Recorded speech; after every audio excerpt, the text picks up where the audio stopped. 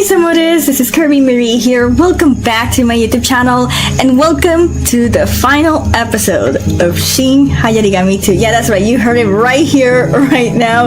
This is the final episode of Shin Hayarigami 2. Yeah, I can't believe we're finally here in the last episode of Shin Hayarigami 2. I'm gonna be real, it's been months since I started to record this and then have to be editing it. And it's been a slow process, but I've been having so much fun on the way through, and I am so glad that I finally got to this point. I'm very glad that you guys have kept watching Shin Hayarigami and watching it with me till the end.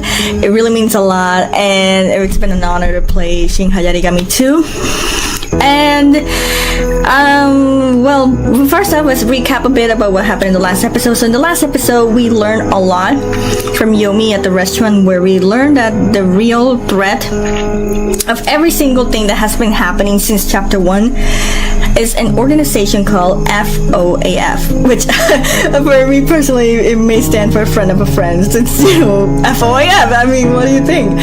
But this organization is a secret organization, sort of like a Resident Evil umbrella corporation type shit, except that they conduct experiments with supernatural phenomena, and I guess they just conducted, I don't know really what's the motivation exactly for that. I mean, they say that they want to control the whole world, but do they want to like find the perfect entity for that, or something that they're able to use to control, you know, the rest of the whole world? I have no idea, but that's what it seems like. And in this particular situation, we learned that they have been conducting experiments where they've been creating children from start and try to develop powers in them, and if no powers develop on them, they would be discarded, and if they did, they would use them to conduct more experiments on them. So in this case, we learned that Yomi has the power to read minds, but read minds not just from the moment, but from the past and everything. And LYCEE has the power to travel back to time, and then our main villain in this chapter, which is Luna, has the power to mind control people, and her power is strongest at the most when the moon is full. And yeah, basically we spent time talking about that. We go back and talk about it with Professor Kisaragi, but obviously she doesn't know much of what to do. But over there, we still kind of organize a plan where, you know, we could try to we organize a plan to confront Luna, is what I'm trying to say. Jeez, I'm just a little distracted by the air conditioner. And then we also, before coming here, we met with Inspector Kogutsu and Detective NIIMI, and they organized their own team, including teams from other prefectures. I don't know how that happened, but they organized it in order to try to save the children, which was such a wholesome moment as well. And now we are here with Yomi and LYCEE, and in the process preparing ourselves to confront Luna and see how it'll go. So yeah, I am very excited for this final chapter. I can't believe we're here. So yeah, strap in everyone, get your snacks ready and all of that, because we're in for a ride of the final episode. Anyways, hope you guys enjoy this, and let's get to it. My mic. Sorry about that, mic disconnected. Also, I should let you guys know, if you guys hear like some explosion noises, I would say, in the background, that's fireworks. Because I'm gonna be honest, I'm literally recording this the day before Christmas, and they're already setting up fireworks because of the upcoming ending of the year. That's just how we Latinos are anyways. But yeah, that's what I wanted to let you know. Anyways, let's just get to it. That said, we're still at the foot of Mount K. From here, you can take the ropeway to G Castle. At the end of the ropeway, framed by a little bit of light flittering through the shape of G Castle, faintly emerges from the night view. Over there is a girl called Luna, a girl who's driven innocent children to their demise in order to kill LYCEE. LYCEE? Yomi. Sorry about that. For some reason, my recording stopped recording my voice, so I had to reload the game again and get to this part again. Don't worry, it wasn't like too far off, but yeah. Okay, I think where we left off. Good grief. Okay, Suddenly, I also noticed that Yomi and LYCEE were also looking ahead of the G castle with determined looks. Oh, you really came. I'm sure I will need something to eat. Meanwhile, my irreplaceable partner and self-proclaimed fastest man in the world, Sena, was looking at the parking lot with a pathetic look on his face. What lies ahead of his gaze is... Yeah, Akira. I was so excited when the audio didn't record, but there we go, our old butler man. I've been waiting for you. A familiar old gentleman stood there with a cheerful smile on his face. The bag he was holding on his hand was a mismatch with a very formal black outfit. Isn't that something... Isn't that something they use for delivering ramen or soba noodles? You're Sena's grandfather, aren't you? That's a tricky thing to say, dude. It's been a while, Lady Marie. And you too must be Lady LYCEE and Lord Yomi, right? Don't worry, LYCEE. This is Sena's trusted butler. There's no need to be on guard. Hey, Sena. Okay. Thank you, Mr. Butler. So adorable. You're very welcome. Hey, wait a minute. He's not a butler. He's my grandfather. He used to be a butler, but now he's senile. There's no need to hide it now.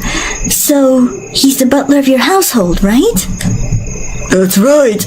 He's not! Sena tries to hide it, but there's no point in saying anything now. I was quite suspicious of this person when I met him previously, but when you consider the secret of Sena that Yomi uncovered at the steak restaurant, it becomes clear straight away. But whatever the intention, I too would feel uncomfortable getting something exposed that I don't want others to know. Okay, fine. So what's going on here? Right. I received an email from my master saying that he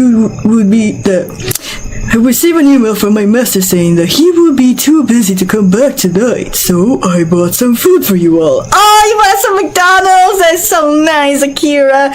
So you. Food. Master. Yomi took the bait for food while LYCEE seemed amused by the mention of master. Come to think of it, it does smell nice. I thought it might be because there's a restaurant nearby, but it looks like it's this bag.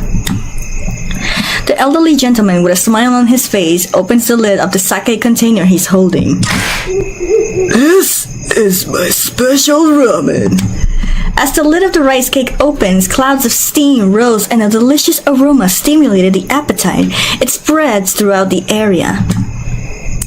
Oh, it smells delicious. Both Yomi and LYCEE were smiling. The smell. Is that? Yes, I thought you might need some stamina during this busy time. I also prepared some folding chairs and tables. Please, have a seat. Also, that's the thing. I don't know if Akira can read minds because he's saying like during this busy time. I guess he knows what we're getting into, but who knows? Before I knew it, an outdoor table set like the kind used for camping had already been assembled. How well prepared. Now that I think about it. Wait, is it okay to eat here? At a parking lot? The place is empty, so it's just for a short moment. It shouldn't be a problem. Sure enough, the parking lot is empty, or rather it's literally empty. Don't sweat the small stuff. If something happens, just show your police badge and we'll take care of it. Yeah, as Sena says. Right, I feel the same. The three people had already taken their seats saying whatever they want. Sena and Yomi are easily tempted by food. Even LYCEE is interested. 3-1. I lost. I give in and just go with the flow. I took my jacket off and sat on the chair. Oh, so that's the thing in the last chapter. I thought that it was a mistake, the whole drawing of the jacket.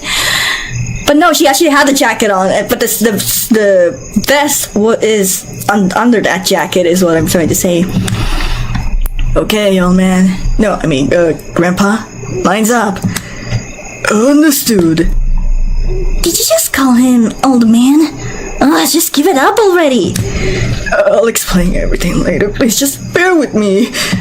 Alright. While Sena and I were bickering, 4 rice bowls were placed on the table.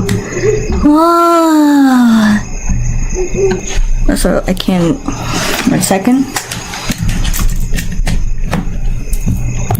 Oh. The thing that has caught Yomi and Lisa's eyes were... the music! This food looks delicious! This is G-City Specialty Viet Cong Ramen and Tea Mountain Specialty Chinese Noodles. Both are my specialty, so please enjoy them. The Viet Cong Ramen will be for the 2 detectives, and the Chinese noodles will be for Lady LYCEE and Lord Yomi. Also, how the hell did you know if we were all going to be there? Like, the 4 of us, unless Sena said it in the email. I don't know. A fragrant and stimulating aroma tickles my nose. Chico chico. You can't fight on an empty stomach, you know. Let's just think of this meal as a snack before the battle. But I don't feel hungry. And a supper? Stop it! That's bad luck! Stop chattering and eat. Stop chattering and eat before it gets cold. This is tasty! Right, thank you. Without further ado, Sena slurps the Viet Cong ramen. Well then, let's eat up. Yeah, let's eat! I'm going to enjoy this meal. Ignoring the butler who nods with a smile, I pick up my chopsticks for the Viet Cong ramen. Everybody slap! The moment I put it in my mouth, the strong flavors of chicken bones and pork bones yet gently stimulate my tongue. The spiciness that follows tightens the strong umami flavor that some might quickly get tired of, further deepening the flavor. The spiciness is not simply from chili peppers, but a mixture of garlic and green onions that linger slightly even when heated. In addition to the aroma of vegetables, the chives and bean sprouts give it a sweet taste and crunchy texture that's different from normal noodles. Oishii. As a woman, I am intrigued by the sheer amount of garlic. Looking closely, I see that there are cloves in it as well. It certainly does look like it'll boost my stamina, but I wonder if it'll be okay after this. It's really delicious. Right? Lunch was good too, but this is delicious in a whole nother level. Right. Thank you very much. It was worth all the effort. I heard that Viet Cong Ramen was named after the bravery of the members of the National Liberation Front of South Vietnam.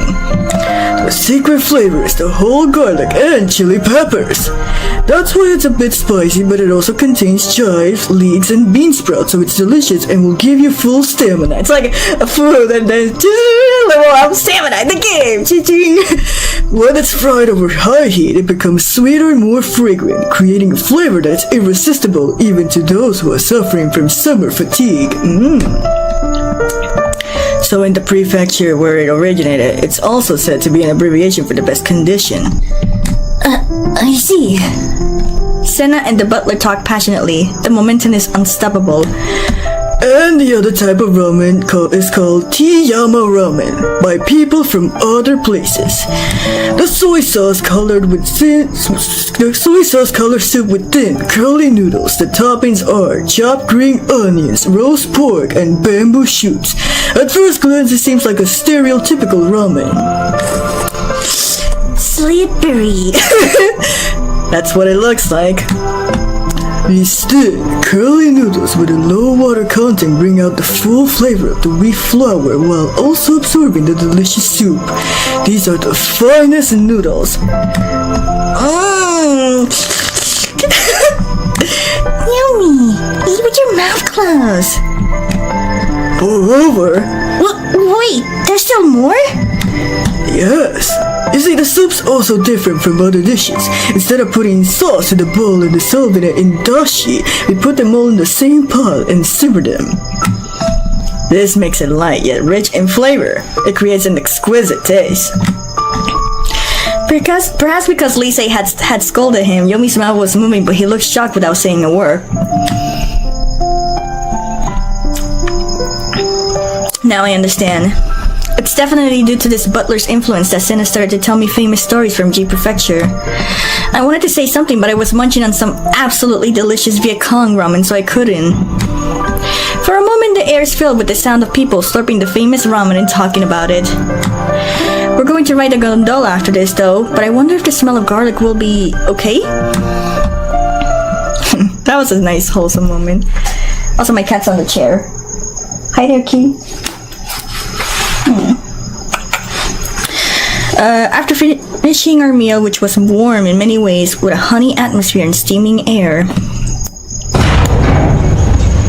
with the butler seeing us off, we boarded the ropeway gondola heading for G Castle.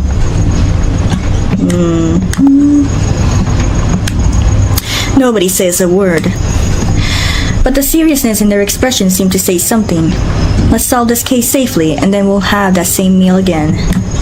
The meal not only suited my spirits, but also gave me energy. As the gondola passes over several towers, there's a loud noise and it shakes slightly. Ooh. When I look out the window, I could see the cityscapes of G City and the moon beginning to rise. The moon looks eerily large. Ooh. We must stop Luna before it fills up. Oh, wow. Not only the parking lot, but here too.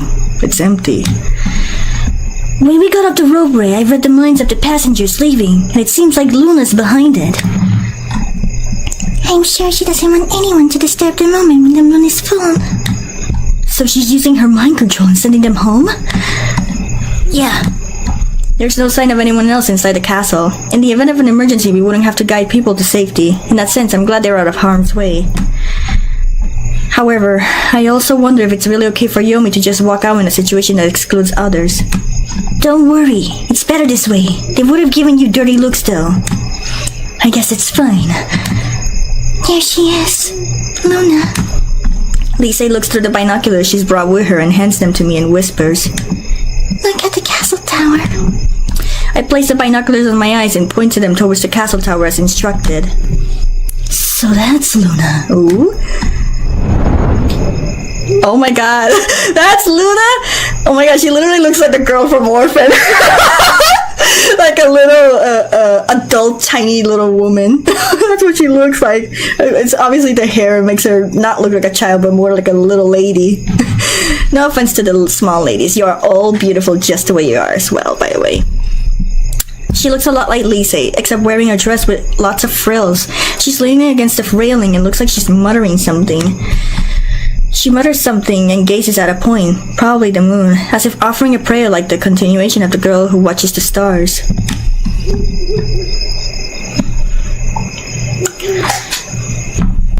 Ready, Yomi? Yeah, other than the earphones on this little radio are a little too big for me, and they hurt my ears. If anything happens, we'll come right away. Wait, don't you get it? You guys are a guard on the way here. If you rush over, Luna will control your mind and it'll be game over.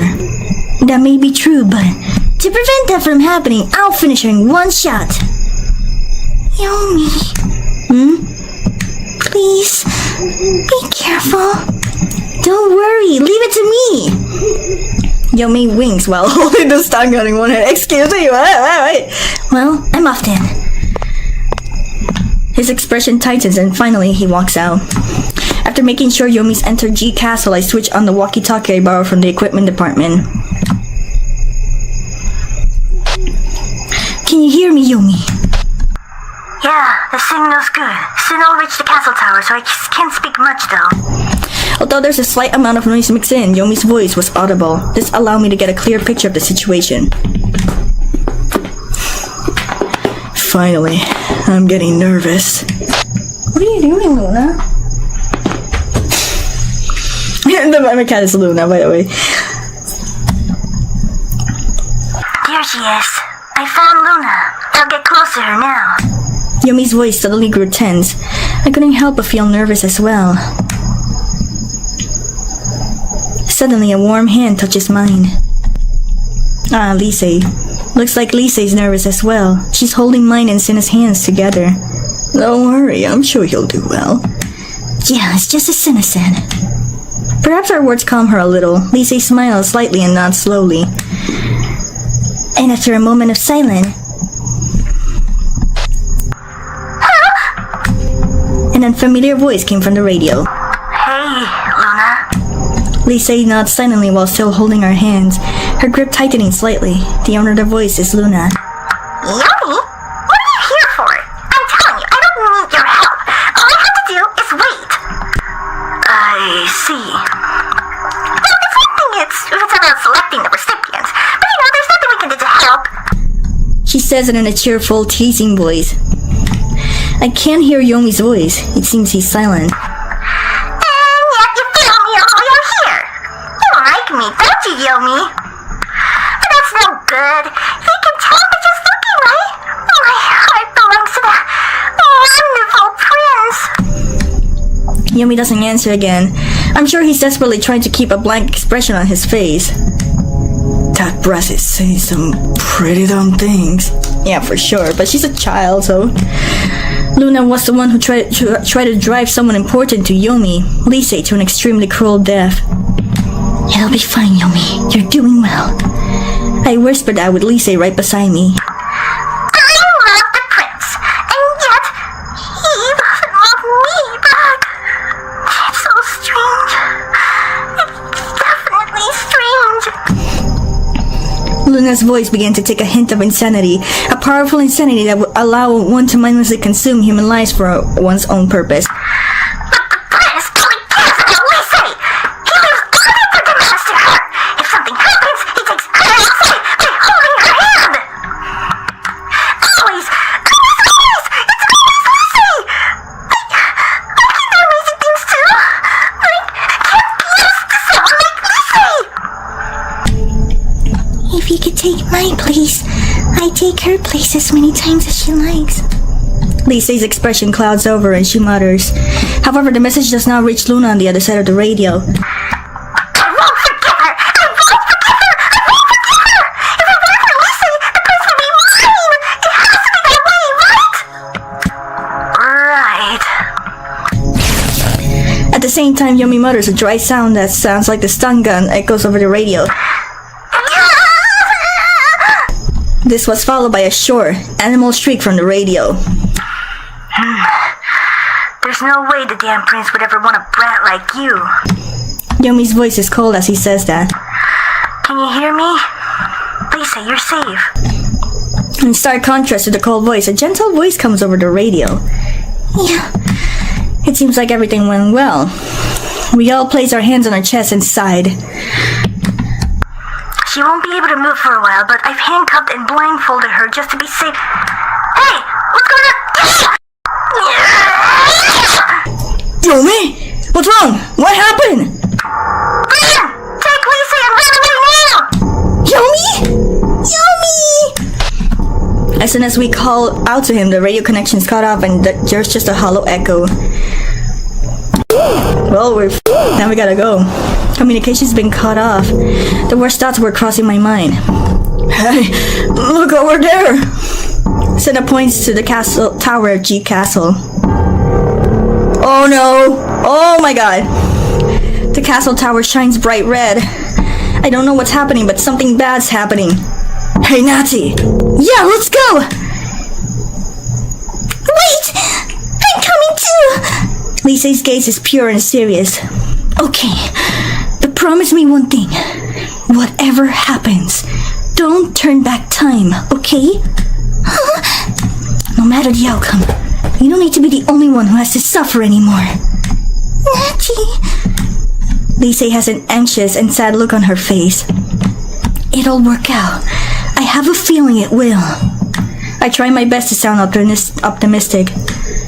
Detective's intuition, huh? It's a woman's intuition. In reality, it's just a distraction. I'm glad Yomi's not here. Without saying anything, LYCEE nods and smiles.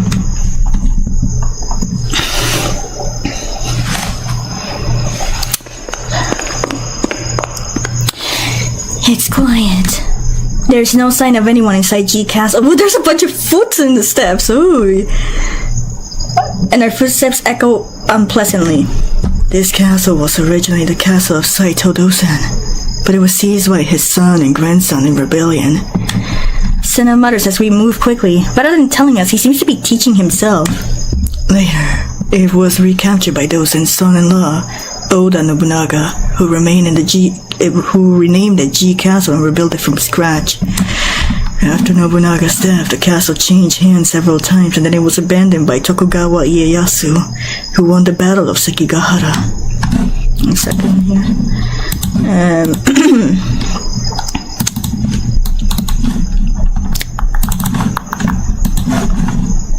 I'm just opening the other document.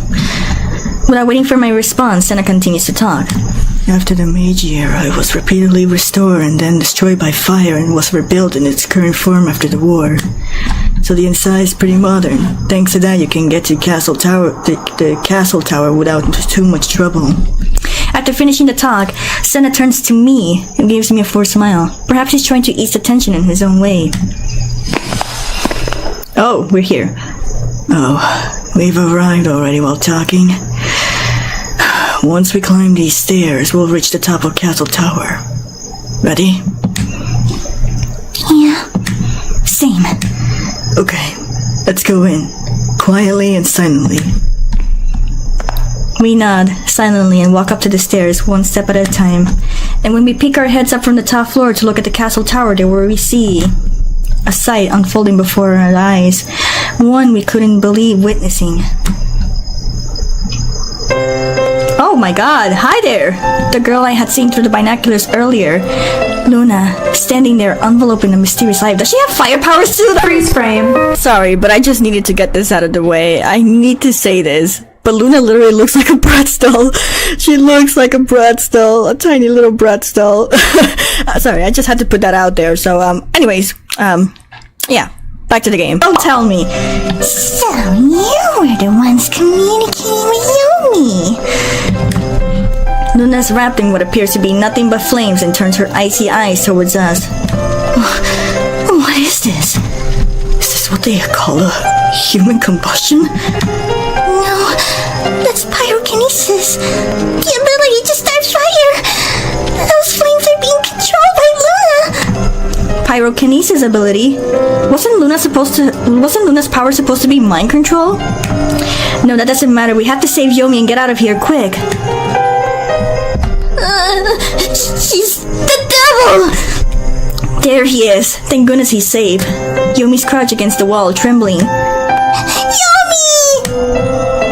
Oh, so LYCEE came too? She gives her a disgusting smile. Yomi, you yelled for them to take LYCEE and run away, right? Thanks to that, now I know everything. Yomi, you two, and even the prince is on LYCEE's side, right? You've come here to get in my way, right? So, if I kill everyone, LYCEE will fall into despair, right? She won't be able to rewind time anymore and she'll die, right? But the prince won't. But judging by LYCEE's face right now, it seems like these guys alone will be enough. Just like Yomi said, she's the devil. Luna, why are you doing this? Why? How dare you ask such a thing? You got the prince all for yourself. You always got the special treatment. It's the same today. You went out together and got to eat what you like, right? No, it's not what you think. We only get jelly. Every day. Jelly. I'm surrounded by other incompetent kids who are way below me in ability, and all I eat is jelly. Wait, listen to me. I have such amazing abilities. What a humiliation. This is nothing but a humiliation. It's like she can't hear LYCEE. But it's okay now. Now that I have awakened my new ability, I can finally kill LYCEE. The prince will be mine. You'll only look at me. You'll only rely on me. You'll only be kind to me. Just because LYCEE will be gone, that doesn't mean the blonde prince will bat an eye out for her. However, she's so young that she can't even imagine something that should be immediately obvious. To do this, she inflicts pain on people to the point of feeling nothing. They say love is blind, but what she's experiencing isn't love. She's merely living a dream that's impossible to realize. No, I'll kill you all and put an end to this. As a thanks for you hurting me, Yomi. Luna turns to Yomi. Stop! No. Luna smiles as if enjoying the fear on Yomi's face and LYCEE's suffering. Stop it! This is the police! You horny little brat! You killed thousands of children for your own convenience! Now obediently submit to your bonds! The moment we thought about stopping this, a voice came out. Luna's eyes widening as if she had just noticed our presence for the first time.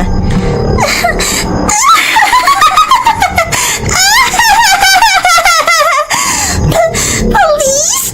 Hey, did you hear that? The police are saying I should be arrested!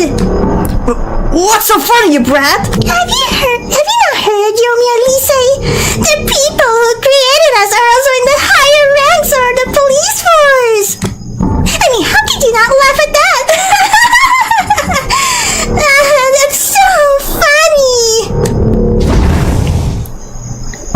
As a thanks, I'll kill you both first! Luna's hideous smile suddenly changed, and now it's one of a murderous hatred. Intimidated by this, Sena and I simultaneously drew our guns and fired. Oh no! Don't move! Wow. So police officers these days are pointing guns at innocent children?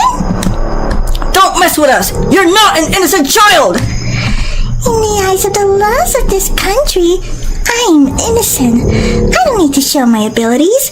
And I have no family anyways. I'm a child who shouldn't exist in this world. I would believe that a child like me could kill someone with psychic powers. So this was done intentional. Oh, you're sick! What do you think of these children's lives? They've never been treated like humans before anyways. There's no way they could understand the value of life. In that case, you're no longer human, so we're free to shoot. Extending his anger, Sena aims his gun again towards Luna's torso. But this is a bluff. There's no way Sena could shoot a child. Under the angry facade, he's begging her to back off. So cheeky. I feel in the mood to bully you. As she says that, she raises her right hand. Uh-oh. What's this? My body's acting on its own! As Sena cries out in surprise, I begin to feel strange wiggly movements with my own body. Mind control! No, it's not. I'm conscious, so it's not mind control. It's psychokinesis. This girl's controlling Sena with telekinesis. That's why we're still conscious. Not just pyrokinetic abilities, but things like that too? Isn't that amazing? Oh no, he's pointing the gun at us! Muscles and bones creaked out loudly as Sena's hand, his right hand, which was gripping the gun, slowly points at me. I instinctively take a step back. Stop! No, it's too late now. Even if you cry, I won't forgive you. Damn it! Nazi, shoot me! You promised to shoot me! Sena cries out in a voice so full of pain it sounds like he's pleading. I'm sorry. I lied. There's no way I could do such a thing. There's no way I could shoot an irreplaceable partner whom I regain. You idiot! No matter how special your skills are, you shouldn't lie about something like that! Damn it, woman! Wow. Oh! A gun rings out and the bullet pierces through my left shoulder. Nazi! Hey, Nazi! Are you alright? Come on, pull yourself together! Thanks to the bulletproof vest, I've survived, but the excruciating pain still makes this impossible to breathe. It continues relentlessly. It feels like hot iron has been stabbed into me. The pain's so bad that my legs have lost strength and I couldn't stand. Hit! Now up next is... How about I have you shoot the traitor Yomi? No, not Yomi! Stop! I try to force the words out, but they come out in a trembling voice. Well, thanks to Yomi, the shot for the stun gun awakened a new power in me, but that's a separate thing from this. Plus, it hurts a lot. Besides, if I let the traitor live, it would set a bad example. Luna utters incoherently and again makes a swift movement of her hand. Damn it, you brat! While yelling, Sena's right hand slowly moves towards Yomi. No! No. They shot Yomi. I swear I'm gonna quit if they did. Yomi screams, and at the same time, a sharp pain runs through my stomach. Nazi! You're kidding. Wow, that's amazing! Before I knew it, I was on top of Yomi. Apparently, I instinctively protected Yomi. Yomi, he's safe.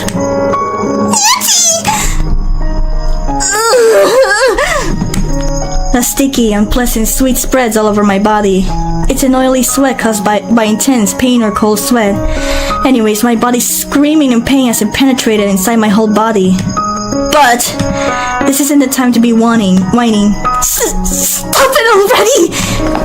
I endured the intense pain and stand up. Hey, how is that possible? I don't know. Yeah, I don't know either. Maybe it's a sense of duty as a police officer? That's true, but before being a police officer, I became a very important friend to Yomi and LYCEE, so I won't give up. I'll never give up. So please, believe in me once more. I promised! I shouted out with all my heart. Huh? Friends? What are you talking about? LYCEE and Yomi are not normal people, you know? We're artificially created monsters. There's no way you can be friends. That's not true. Who cares about what you are? Both LYCEE and Yomi have human hearts. They're not monsters. No, they're monsters. A human can't turn back time or read minds, so therefore, they're monsters. That's not true! Those people from the organization are the ones who treated you wrongly. They're the real monsters. Those adults that created you, you've become just like them! Whatever you should just die! Damn it! Stop it! Nazi! Run! Just run! Slowly, Sena turns the gun and he's holding towards me, to my head. Goodbye, you stupid, hot-blooded female detective. Both LYCEE and Yomi scream and Sena groans. Wait, are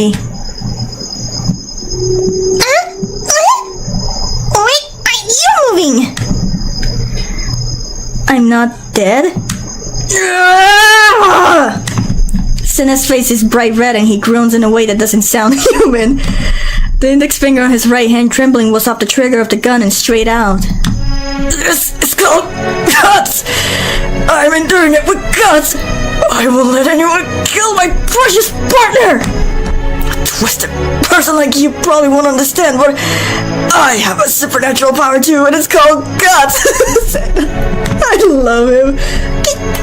Guts? There's no way something like that can defeat my power!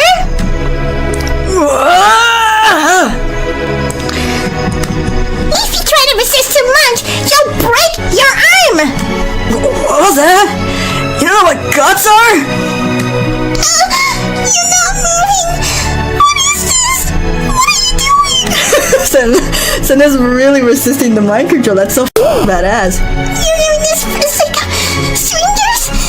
Especially monsters like LYCEE and Yomi? How could you go to such lengths? She still doesn't understand. That's what I'm saying. If it's to protect a friend, then this behavior is natural. That's a lie!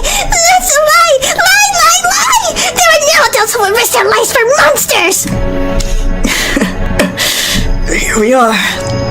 Two of us. And two more. Koketsu and NIIMI. Do you really think that? Natty, Sena... Luna, there are adults like that in the world. We just didn't know they existed. No! I won't believe it! That's obviously a lie! You're the one lying. The truth is, you hunger for love more than anyone else. Aren't you the one seeking friendship? If That's not true. No, that's a lie. I'll prove it to you, whether this is a lie or not. Liars are. I should probably. I barely know Luna, but from our interaction so far, I can see her weakness. If so, then how can I get to her heart? Let me save here.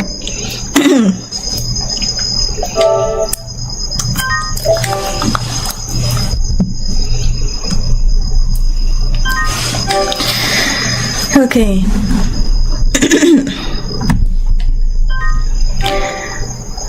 Okay, let's start.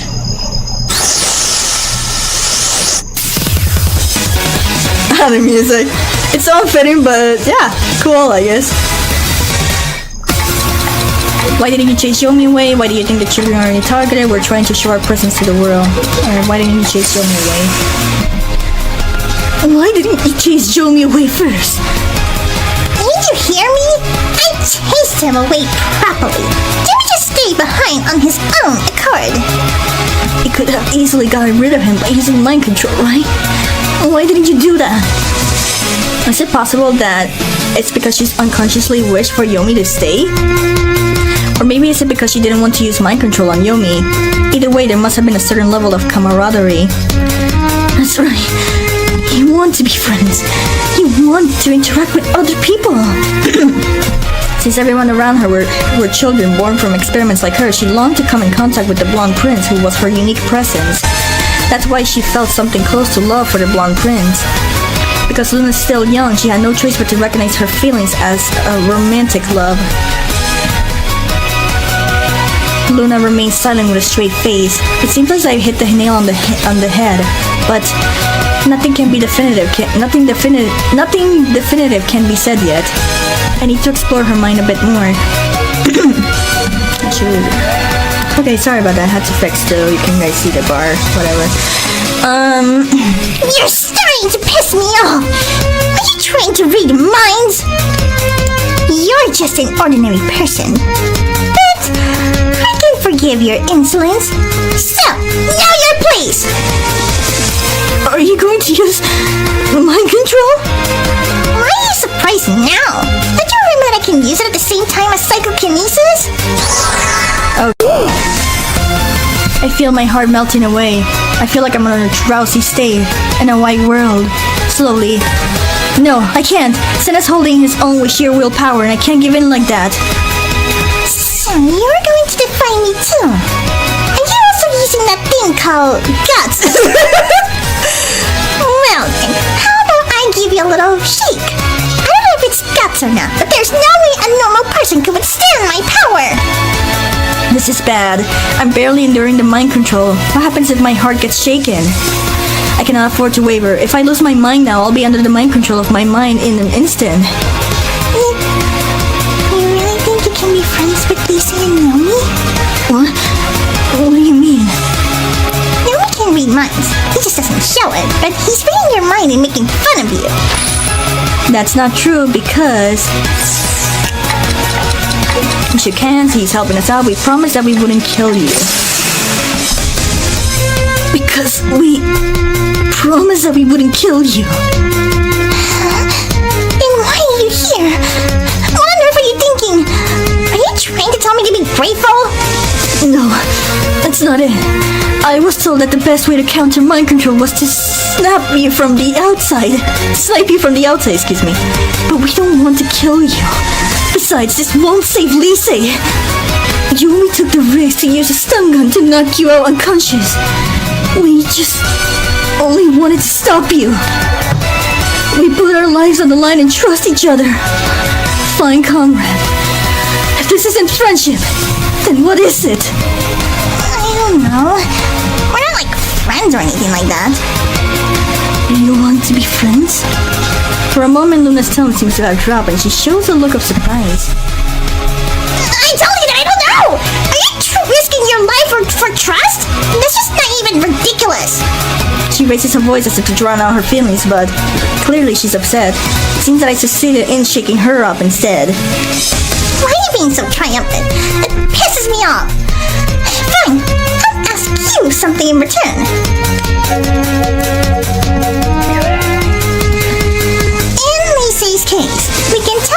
what she was thinking. But did you know she's been rewinding time so much to her real age instead of an old granny? I hadn't heard that much. If she's been rewinding time so many times, it would have been strange for her mental age to have increased. So what? She's been rewinding for 50 years. 50 years? No, she's 50 years old. She's older than you are. There's no way that mysterious Grandma LYCEE would treat a bunch of rascals like us as equals. Does she really think something like this would upset me? If so... She was trying to stop us. She was munching on ramen with gusto. I made her promise to not turn back time. She was munching on ramen with gusto. Oh, come on now. LYCEE was literally stuffing her face with ramen and saying it was delicious over and over.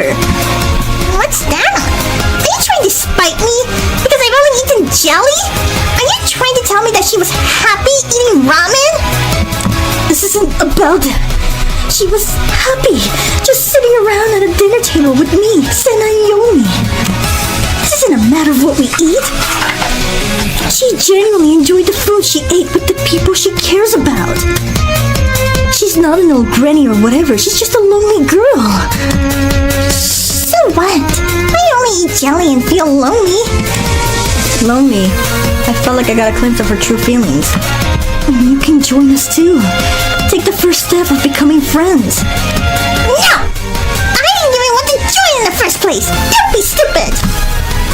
But maybe this isn't enough to discover her true feelings. You're so persistent. Give it up already and let your mind be controlled. No, you give up. Turn off this mind control and psychokinesis. Who do you think you are? An ordinary person like you has no place in this battle between the new human race.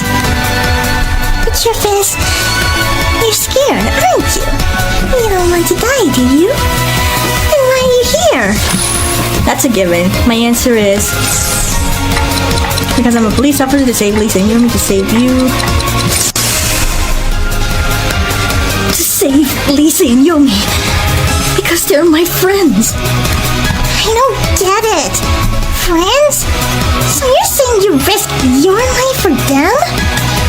Yeah, I would risk my life for my friends. Luna's gasp. It's probably something that she can't understand. What are you talking about? There's no way adults are like that. Apparently I was included in the category of adults she didn't know.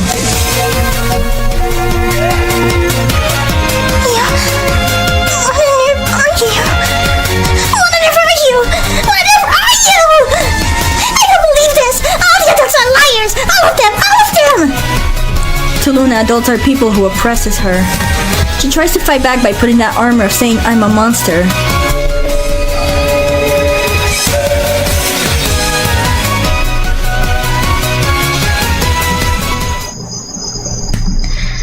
Luna, do you still not trust me? Luna looks frightened, like a cat assessing the hostility of its opponent. You don't have to trust me, but you don't have to lie about your feelings. I'm sorry about earlier when I called you a monster. I didn't realize how much you were hurting. But just remember, you're not a monster. You're an ordinary girl who's been oppressed by the adults and have fallen into despair. You just have powers that are a little different from other people. I'm normal? I have control again!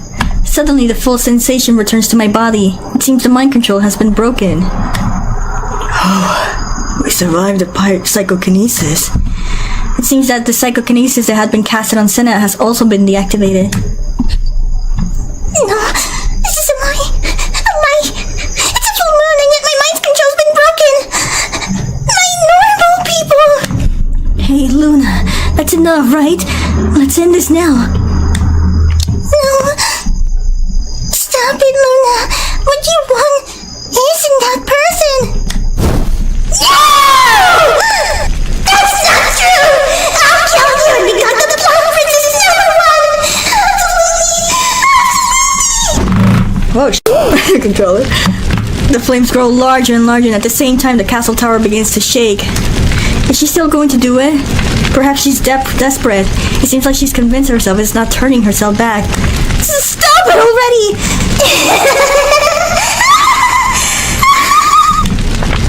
Neither my voice nor LYCEE's reaches out to her anymore. That's my cat again.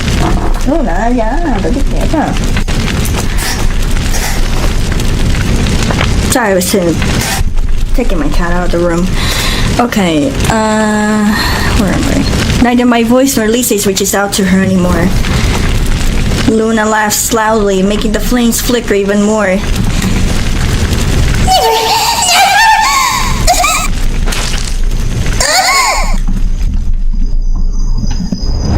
Oh! What the? She coughs out blood.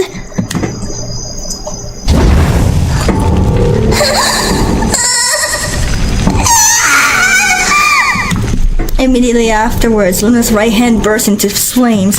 Luna!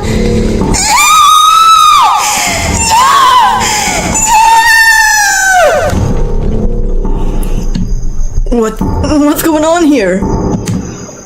She's overheating. You shot her? Blonde hair and cold, emotionless with blue eyes, and a voice that sounds as emotionless and cold, just like Hitomi's eyes. Yomi steps between him and LYCEE as if protecting her. You finally come. You deceived me. Right? Me? Help? No, I'm just here to dispose of you. Oh, so he did shot her. You've gone too far. Besides, the organization doesn't need a failure like you who can only perform at a full moon once a month. Hey! Why you? Yusen and Yomi screaming in unison.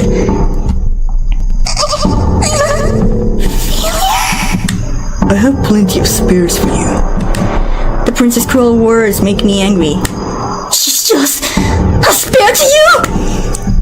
You bastard! Are you saying that all these children are disposable? You gotta be kidding!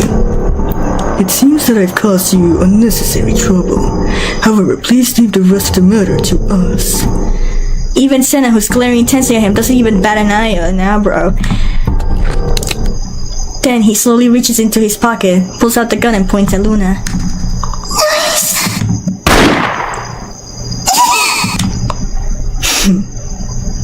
I'm surprised you could still move. Oh, we took the shot for her again! Oh, we're burning alongside that. Luna mutters as I take her in my arms. I felt like I could hear Sen and the others scream. In addition to the impact that pierced my chest, the heat coming from Luna also makes it hard to breathe. It's so hot. The smell of burning hair and flesh. It wasn't just my body that was being consumed into flames, but Luna's too. The word overheating that was said by the prince comes to mind. This isn't the kind of heat human would give off. If this continued, this child would have exploded. That's what my intuition told me. Why did you cover for her? I can't breathe and I can't answer.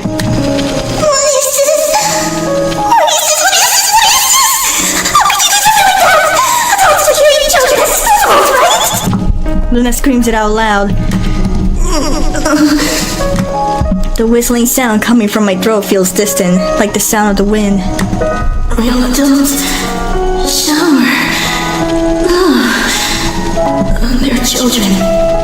See? Like this. I muster my strength and hug Luna tightly.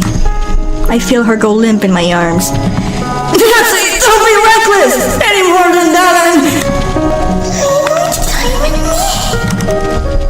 I don't want to die, but I can't bear the thought of her dying like this, unable to trust adults. In the end, I couldn't say the last words. Really? How stupid. Thanks. At that moment, a strong shock pierces my body. I was probably either pushed away by Luna or blown away by psychokinesis. Natty! Are you alright? Finally free from this hell. What the heck? What's wrong? What's wrong? I turned my head in the direction where I thought I had heard Luna's voice, but there's no one there. There's only burn marks and a little bit of ash, so she pushed us to not let us die, basically. Luna. She burned up and disappeared without a trace. She disappeared? You must not tell anyone about what you've seen or heard here. Well, no one will believe you anyways. How are you? Sena lays me on the floor and proceeds to attack the blonde prince. And the prince, there's no hesitation or resistance, and Sena slams his fist, hitting his handsome face. You didn't hesitate just now on purpose, did you? What do you mean? Are you crying? The blonde prince is crying? What? If I had met adults like you when I was a child, maybe my life would have been different. What? Was he implying... Are you also a creation? like these children? Ooh, plot twist! Well, rather than worrying about that, why don't you just hurry up and take care of your partner? Huh? Nancy! Hey, Nancy! I said, stop shaking me! My body's being shaken. Now that I think about it, my vision's getting blurry. I can't see anything. Then something enveloped my right hand. No, 1, 2, 3 hands. I wonder. Hey, don't go dying like this! No way! My partner can't die from something like this! That's right. I can't die yet. Issei, you're there, right? She didn't speak, but I could feel her presence. You're trying to rewind time, aren't you? Please don't rewind time. Why? Because I don't want you to suffer anymore. Don't worry. I'm not going to die. Otherwise, Issei's heart won't be saved. Yeah, we would have died right there with Luna, but Luna saved us. This is how Natty died so many times. A tearful voice. That's right. I'm sorry for making you feel so bad, but this time I'll keep my promise. Come here. Let's make a pinky swear. Pinky swear? If I lie now, I'll get 1,000 needles on me. Natty! Natty! Hey, don't give up! You told us to not give up! Hey, Natty! Natty! And I died. The end. That's the end of the story. Ah, see, we survived!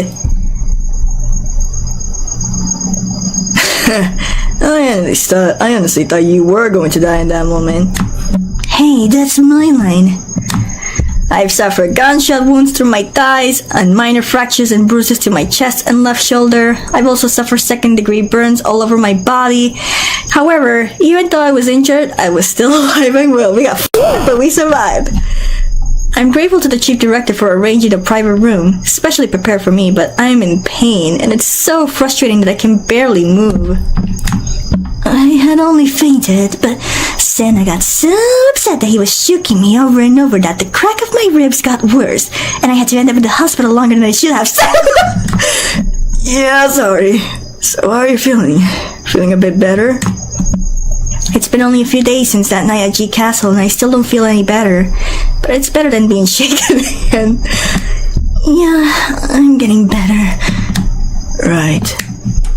For a moment, there's a pause. I happen to have the TV on, and there's a news report on the mass unaliving of children.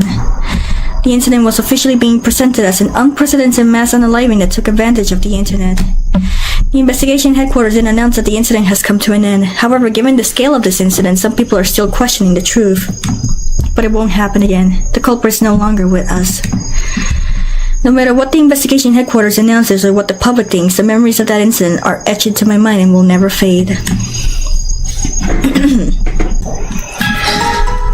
Alright, here we go. Let's start. Luna. Who on earth was she? Had unaliving thoughts, monster, hungry for love. She was hungry for love. Okay. This is the rest of it. Let's start with Yomi. He's a friend. And then his connection to LYCEE was that he confessed. And then LYCEE is the certain girl. Luna's connection to LYCEE. She tried to erase LYCEE. The blonde prince tried to dispose Luna. Then the chief director stood up against the blonde prunes, and then the children unaliving case. It was disguised murder. I think that's it. Hopefully.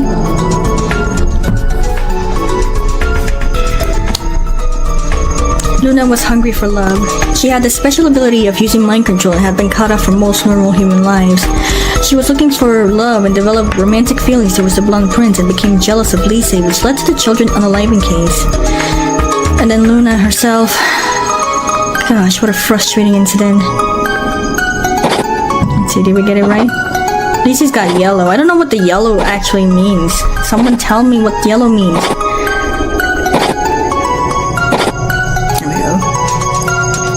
Pass the test. Of course. In the end, what was the point of this incident? She had no family registered. She couldn't find any reason for being born. Children created for the convenience of those in power have caused trouble because of their childish and foolish love, because they're hungry for love. Luna was also a victim of these selfish adults. Your brows are furrowed. Still thinking about that incident? Yeah, the hanging incidents are over, but that doesn't mean everything's solved. Right. The same thought comes to mind. If we don't defeat FOAF, a similar tragedy will happen again. Of course, tragedies happen even if nothing happens. In fact, the television is reporting on another incident in which a group of young people who met on an unaliving website committed mass unaliving. I feel empty and sad, but that doesn't mean we can't give up. By the way, what happens to LYCEE and Yomi now? LYCEE couldn't accept the situation and turn herself in. But since she didn't have a family registered and she's still a minor, Chief Tanaka's been stumped. I can already imagine him holding his head, his hair already turning thinner further down. Well, I'm sure she'll be acquitted soon. Is that so? And what about Yomi? He's in my care now. Oh, Sena adopted him! At your house? Yeah, we just happen to have another spare room. My grandpa's happy too. Now he has another grandson. He's still insisting that the butler is his grandfather. Thank you, Sena. What? This isn't something you need to thank me for. Ah, you little shy. But still, thank you. Just as I thank him again, my cell phone rings. Hey, make sure you turn off the power in the hospital. Don't worry, it's a separate room for a reason. As usual, Sena's fussy about mannerism in strange places, so I ignore him and pick up the phone. Anonymous call. Hello, Chief Director. You really had to call me at a time like this? That's the first thing you say? I called you to give you good news. Good news? It's been decided that LYCEE will be acquitted. It seems that Chief Tanaka's given up. I see. So what happens to her now?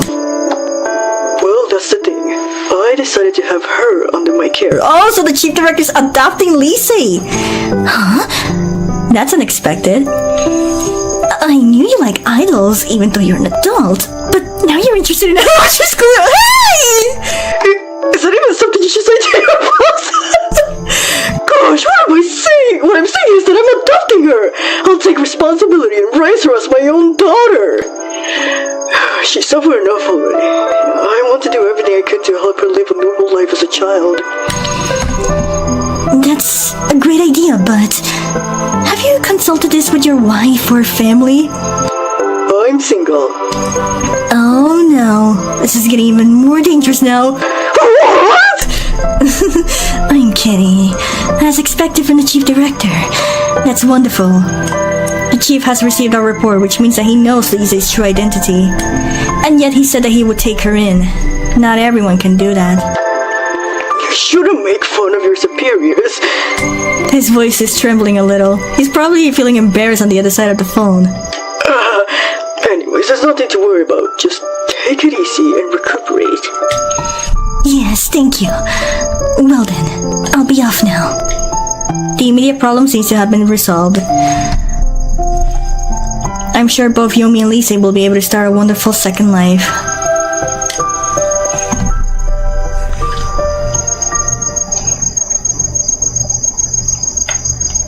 One month later. 1 month has passed? After 3 weeks of being in the hospital, I returned back to my work and another week has already passed. Although I was happy to be back for the first few days, the feeling was soon ruined by the fact that we went back to having free time. At this point, monthly Mew is our only salvation. Even though there's a special feature on the hanging incidents, they don't mention FOIF, not the influence of psychic powers. Still, what exactly is monthly Mew? At this point, I can't help but feel a sense of dread. I thought I was hearing things, but I simply got startled by a knock on the door. What's this? A customer? That's unusual. Yes, come in. As if answering SENA'S voice, 2 people came in. You 2 again! Apologies for the interruption. This is definitely a moldy room. Deja vu? It was the same thing when they brought LYCEE to us. Oh, I hope this time doesn't be reversed. That would be kind of crazy. What are you doing here? Oh, is this how you welcome people? To your new colleagues? No, to the new leaders? Huh? Were you not informed by the chief director? Shintaro and I have been What? No, he did not inform us at all. Whoa. Why would such a stupid decision like this be done? If I'm being honest, I didn't want to join, but it's the chief director's decision. Still, it seems like the chief director finally realized that this is only because of us that the special investigation team can be formed. Special investigation team? To his great dismay, SENA'S lie seems to have completely seeped into his mind. Oh, when he learns the truth. Ay. Well, that's how it is. We'll be working together for now. As the new special investigation team, we'll be giving you strict guidance, so be prepared. Do I have to explain to these 2 that TOKUSOU is a special customer window? I feel depressed. Chief Director, you should have told us. This is a recipe for a disaster, literally. I know this is really difficult to say, but... We're f***ed now. Oh, good grief. Hey! We got the credits. Hey, and Yuki Kano song. So damn. I want to talk about my opinions, but I think I'm going... Normally I talk about my personal opinions on the game during credits, but because I still have to do the other path and also do the extra scenes, and I'll be doing my thoughts after all of that to just give you a brief summary. But, yeah. I don't know if I want to watch the full credits though. Oh, what's this? The chief director? Are we gonna see his face? I don't think so, but... He's listening to Sora and Daichi Girls.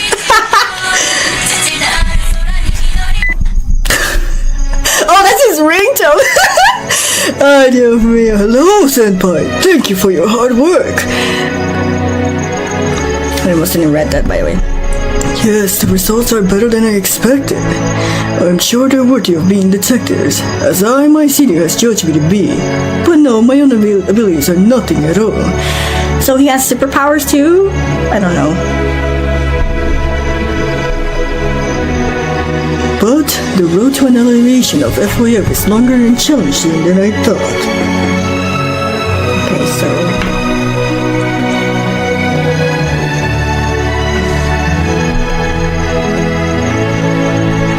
No, I'm not losing hope. We're still a long way from that, but I think it's a definite step forward.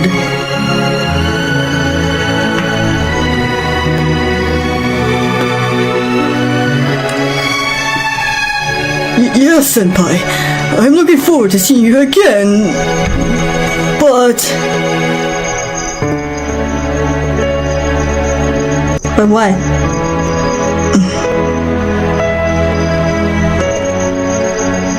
So that's all what we get from the chief director, huh?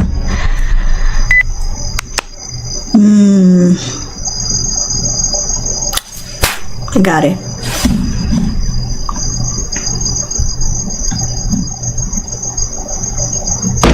We got it. S rank!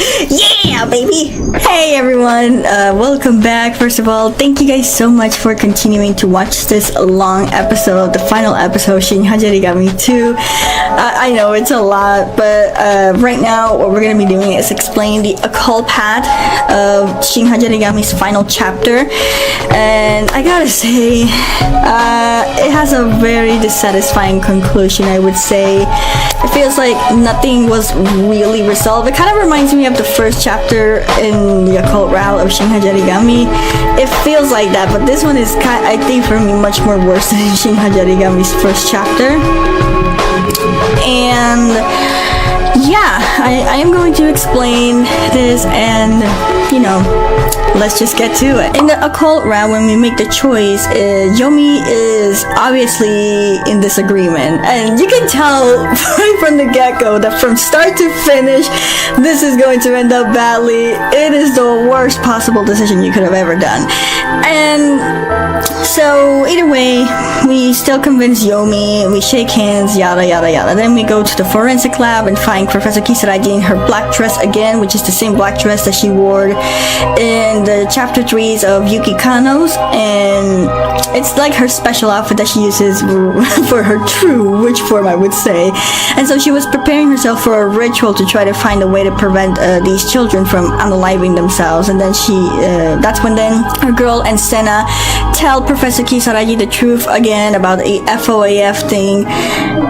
And well, Professor Kisaragi obviously still believes us, but then she believes that Luna may have actual magic powers instead of like something being artificially created by FOAF. Honestly, I skipped a lot of this conversation because it's just so useless, but it just went on with talks of magic and learning about magics, and again, I really did not care about any of that at all. And then halfway through that conversation, LYCEE comes in, and then obviously she tells us that we have made the worst choice possible, and that's super obvious, and that we should just run away and not fight Luna. And then because she's seen this outcome as well, and then we get the same gist of the poor girl having unaliving thoughts and wanting to end herself, and that she believes that by ending herself everything will stop. And then this time around, our main girl, oh my god, instead of hugging her, she slaps her to snap her out of it, which I give the attention, but it feels so wrong. But she does that and then snaps LYCEE out of it, and then they finally sort of convince her that they're going to find a way to stop Luna, and she trusts them once more, I guess. After all that, LYCEE decides to cooperate with us in the sense, and she tells us that this time around, Luna is going to come to the G Prefectural headquarters with the Blonde Prince to try to attempt the murder of Mitsuko Kisaragi, and that's when Mitsuko Kisaragi decides to try to perform a ritual in order to prevent everything like that to happen. Then we, after that, we go to Professor Kisaragi's special room, which is in red, and she has a lot of ritual items, a lot of ritual markings on the room. It's like her little altar room type of thing. And this is something that I noticed that in chapter 3 of Shin Hayarigami, where there was an occasion where we're gonna go to the forensic building, and one of the windows had red instead of the normal colors, and now it makes sense. It's Professor Kisaragi's office. Yeah, so that's when Professor Kisaragi explains to them about the type of ritual she's going to perform and how she's going to try to stop Luna from using her powers. In the meantime, our group gets prepared for the battle of the ages. Also, we encounter Inspector Kokutsu and Detective NIIMI, and it's kind of like the same thing, but except with slight changes in conversation. For example, Detective NIIMI is extremely pissed at us because we hadn't been keeping an eye on LYCEE and whatever, and it turns into this heated argument between us versus NIIMI, and NIIMI gets so tense and angry that he actually ends up fainting, because if you recall, him and Inspector Kokutsu haven't really been properly sleeping, as we learn in Scientific Route, and so NIIMI exerted himself to the point of literally fainting to the floor, I kid you not. And Sena also tells Inspector Kokutsu to tell Detective NIIMI when he wakes up that he's sorry for yelling at him, which was kind of a nice touch there. Inspector Kokutsu then explains about the operation roller and that he's also aware about what we're doing, that because he got a call from Professor Kisaragi explaining the situation, and so, but obviously he doesn't believe in any of this, and he's like, we're still gonna do things our way, and you guys do it however the hell you want. And then we also get this strange cutscene that I kid you not, where there's a slight chance that Sena and our main girl kinda like each other, that they are falling in love with each other, which was so unexpected. But yeah, that's kind of what's happening, but I just wanted to put that out there. After that, we get the scene with the four of them eating ramen again, except that this time Sen is the one who orders the food and they eat it in the office instead of eating it with the butler. But I obviously loved it. I mean, we spend more time with Akira, but oh well. They eat it at the office and then they talk about the organization and all of that. Then that's when she hits the fan. They find Ichiro Tanaka in distress, and when they go to the front of the G Prefectural headquarters, it is a bloody mess, and it turns out that Luna had already reached the G Prefectural headquarters and had killed a bunch of officers by using the mind control. And then we see Professor Kisaragi show up, clearly pissed off. Apparently the ritual has been interrupted by the blonde prince himself, so that Luna may be able to use the power. And by the way, in this occasion, it is in this perspective, apparently it is an actual experiment from FOAF, or I think it was a whole experiment, but back then, because in the Scientific Route, it just makes it seem like Luna was acting on her own. It wasn't like an experiment or anything like that, but in this one they make it seem like it is an actual experiment, and the blonde prince seems satisfied with the experiment or whatever. It's the fan, and Luna starts to kill more police officers, while she also continues to be, how do I put this, she continues to be very enamored by the prince, and the prince begins to notice her strange behavior, but at the same time he's stupid enough to not understand it, but he also does not give a f***. He's like, oh whatever, as long as you do the job, then I don't care what you say, girl, I don't care. And then after that, something happens where suddenly Luna kind of begins to lose herself and she transforms into something else. And would you believe it or not that she ends up transforming into a werewolf, just like what Detective NIIMI mentioned as a joke. Luna actually transforms into a werewolf, and that's when things get worse. They have no idea how to fight the werewolf. Professor Kisaragi says that they could try to shoot the eyes, but they don't have silver bullets for something like that, so and also Yomi and LYCEE showed up. LYCEE says that the only way to stop this is for her to die. But of course, they don't want that to happen. And so when LYCEE attempts to try to get killed by the werewolf, Sena gets in the way, and in the process gets bitten by the werewolf and gets a chunk out of from his shoulder. And so he begins to lose a lot of blood, and our girl begins to freak out, thinking that she was going to lose her partner again. But Sena was doing fine. That's when then Yomi uses his ability to read how Luna actually feels, and then Yomi tells our girl to use the liar's art on the werewolf, literally. And so we perform the liar's art on the werewolf, and in the end we end up hugging her and everything. And apparently after that we just defeated her, and she simply disappears, and that's about it. And then we get the same jizz where we think Sena's going to die, but he doesn't. So our girl visits Sena at the hospital this time, and we get kind of the same thing where she asks him how he's doing and all that. And then in the news they begin to talk about the urban legend of the girl who watches the stars, and now instead of being LYCEE, who's the girl you pray to, it's Luna, who's the girl you pray to for some reason. And then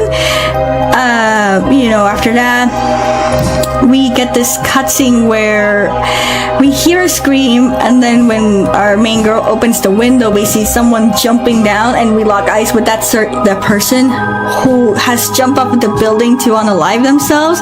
And it turns out that person was Luna for some reason. So Luna wasn't even dead or gone or anything like that. She was still alive, but she decided to end her life like that. And basically what she did was become an urban legend herself, and it ended up very bad with her just dead. And then for some reason, like after that they just keep on going, and it's like, oh yeah, Luna's dead. Anyways, how's your day? It's like, what the hell is going on? And then after that we get the same jizz with the chief director adopting LYCEE and adopting Yomi, and then we get the cutscene with Inspector Koketsu and Detective NIIMI joining Tokusou, and then we get the final scene with the chief director saying about the long way to trying to defeat FOAF, and that's kind of how it ended. Wow. So yeah, that's a pretty dissatisfying ending. So yeah, guess you could say that I really don't know, but yeah, you could clearly tell that you made the wrong choice in the beginning. And so because Luna, unfortunately, I guess that wasn't enough for her heart to be healed, and so she decided to just become an evil spirit or something. So yeah. That's it. Alright, so we're gonna be watching the extras from this chapter in particular, and there's going to be also an extra thing, I would say, but that one you only get it from the DLC for Sena, but because I didn't play the DLC I will be reacting to that. But anyways, for now we're just gonna watch these first 3 extras from the chapter 5, and then we'll do the reaction for the last one, which I'll talk about it from the channel. Anyways, let's start watching LYCEE's extra chapter. So this is a scene based on when she was rewinding time. Repeating. Excuse me. Repeat this again and again. I got separated from the blonde prince. Although he's called the blonde prince, he's not actually a member of a real family. It's just his nickname. Ow, my... Originally, the children at the facility have all sorts of names for him, but after Luna called him Prince repeatedly, they all agreed to that one name. So Luna was the one who gave him that name originally, huh? People outside the organization call him the Blonde Prince, so I follow suit and call him the Prince as well. Well, I don't really care about him. The big issue right now is that we got separated, though. This means I can't go back to the facility, or in normal terms, can't go back home. I don't know where the facility is. When we enter and leave, we are in the Prince's car, blindfolded. What? Holy shit. And I don't know, and we don't know where we're going. Damn. No matter how special my powers are, there's nothing I can do about that. No matter how many times I repeat, I don't see what I don't see, and I don't know what I don't know. Still, what should I do? Maybe I should just rewind before I get separated from the prince and try to follow him closely?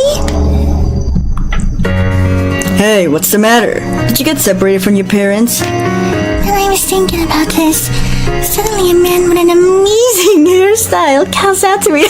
LYCEE! People who ride around motorcycles and break windows of school buildings with bats. They're called delinquents, right? Huh? He looks familiar. I'm sure this person is... Hold it, Sena. You look like a scary man. You'll scare her off. As expected, these two are from TOKUSOU. I think the biker guy is Shin Hayarigami, and the woman's is NIIMI. Oh, I'm scary? Come on, look, I'm smiling at the kid, you know? Saying that, Sena turns and smiles at me. Well, to be honest, he does look kinda scary. His hairstyle's like this and his smile is awkward. Perhaps because he doesn't know how to deal with children. He doesn't know how to deal with children and with women. Right. Even if you show her a stiff smile like that, it's not convincing. Shut up! So what's going on here? Are you lost? What should I do? I'm definitely lost, but I don't want to honestly admit it. I'm NIIMI. What's your name? It seems like she took my silence as an indication of being scared. So NIIMI gives me a smile. This one doesn't look awkward. Name. My name is... I'm... LYCEE. Yes. The name LYCEE means reset. It's just a symbol name given from the organization. Nice to meet you, LYCEE. Come on, Sena, introduce yourself too. Hello, my name is Shin-san. Nice to meet you. Somehow, there was something strangely enthusiastic about that greeting. I wonder if it's a punk-style greeting. Alright, hey LYCEE, why don't we go out for drinks together? Sena, what are you even thinking? Inviting a child out for drinks? I'm not talking about alcohol. I'm talking about coffee and tea and stuff. Oh, I see. I got a bit confused there for a moment. While we're at it, I'll treat you to an Ogura sandwich. You must be hungry after standing around here for so long. Ogura sandwich again! I have been here for a while. I was doing just fine. Also, what's an Ogura sandwich? Oh yeah, they used to eat jelly only. But is it okay to move from this spot? I feel like if I make a wrong move, I might miss the prince. Although, knowing the prince, I'm sure he'll pick me up no matter where I'm at. If there's a problem, I can just rewind this. I decided to follow these two from TOKUSOU. Hey, the Vietnam tolls again! I ended up having the Ogura sandwich. What is this? What is this? The toast is crispy and crunchy and sweet, yet salty and delicious. It's completely different from the jelly I had at the facility. So she was fed jelly too. This is an Ogura sandwich. I inquired with the prefectural police, but they said there was no one who looked like the child's parents. I can't talk about the prince, so I made up a lie about my mother, but there's no such a thing. I see. Hey, LYCEE, don't worry. I'm sure we'll find her.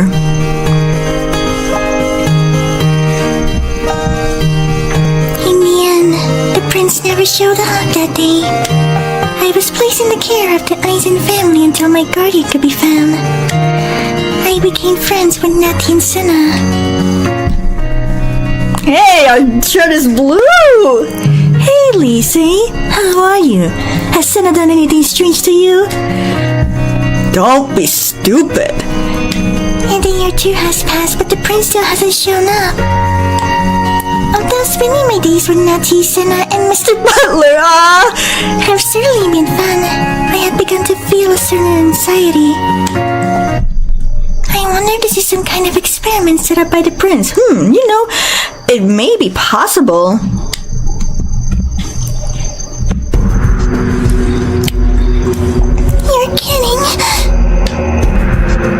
Natty and Sena are dead? So this was a timeline where we died. On the film one night, they were investigating the case of the children in the living case in G Prefecture. I had a bad feeling. It's a feeling that I can't understand. Having been present at the organization's experiments many times and having rewound time so many times. These strange incidents have been happening frequently in G Prefecture recently, all caused by FOIA. I had a vague idea that the organizations were involved in the unaliving of the children. But I didn't tell them that. I didn't want them to think I was an ally of that criminal organization because I didn't want them to dislike me. And this was the outcome. Both of them were found hanging themselves. Jeez. With their expressions on their faces as if they seen something horrible. Oh, you're too late, LYCEE. They're already dead. That terrifying thing was standing right in front of me. Standing there was... Luna? Why is she here? Those guys were your friends, right? Well, they got in the way, so I crushed him. LYCEE killed 2 people. Those 2 people are dead. No, please don't die. My friends. So she rewound back time immediately.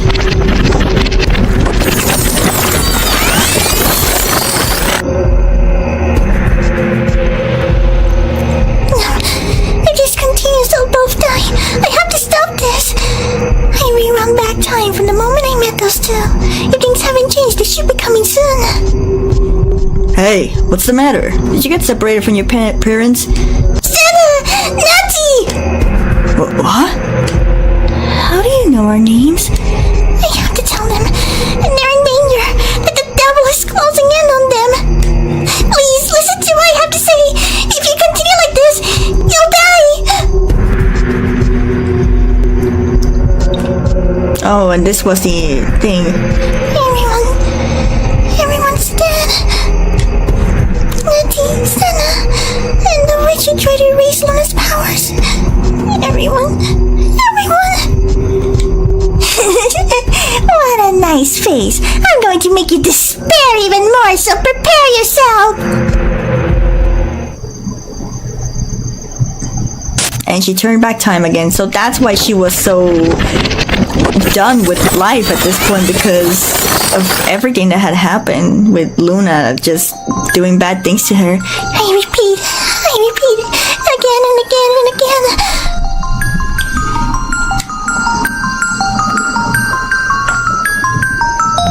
Hey, that's me. Trust me, I will never let you die. I'll change that fate.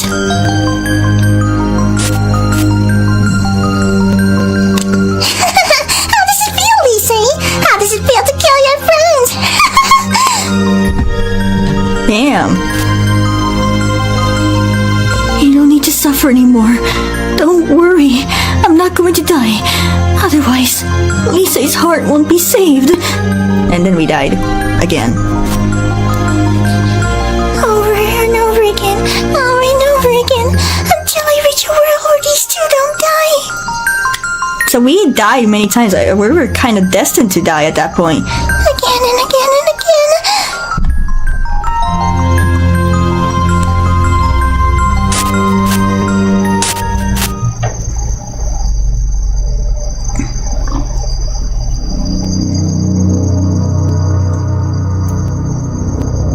So, your name's LYCEE. I'm NIIMI from the 1st Investigative Division. So she reached out to them first. Well, kind of. I mean, they brought her to us, but I guess. Same here. I'm Koketsu from the 1st Investigative Division. No matter how many times I try to reset it, I could never come up with a future in which those 2 didn't die.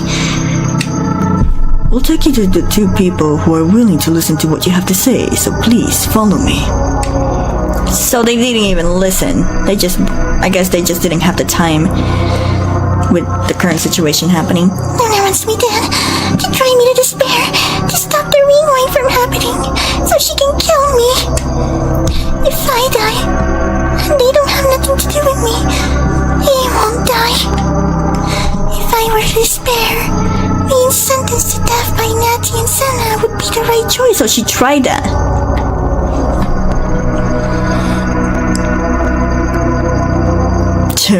You say that we should do whatever we want.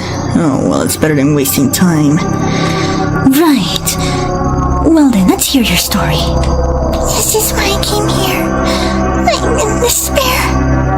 And I want them to sentence me to death. To end everything. Damn, this girl was going through a lot, only because she cared a lot for Sena and our girl. That's so heartbreaking that she was going through all of that. But I'm glad that the outcome did work out better, at least in the true ending. Alright, so the next one we're gonna listen to is Shintaro NIIMI's episode number 14. So yeah, let's see what we got in store. I think this is the only extra that we ever got from Detective NIIMI, by the way, so I'm very surprised. Let's see what we can learn of our elite over here. A mass unaliving of children will happen tonight. And tonight's a full moon. In other words, if we just sit back and do nothing, there could be a lot of casualties. Tokusou seems to act based on the cult-like beliefs, but of course, it does not rely much on such beliefs. We'll save the children our own way. So, Shin, what do you think we should do? Masaomi, I think we should carry out an Operation Roller. We don't know where or when the unalivings will happen, so we'll directly prevent unalivings by thoroughly investigating the cause. It may not be very efficient, but if there's enough personnel, it can prevent the children from unaliving themselves. But the question now is how to gather the necessary personnel.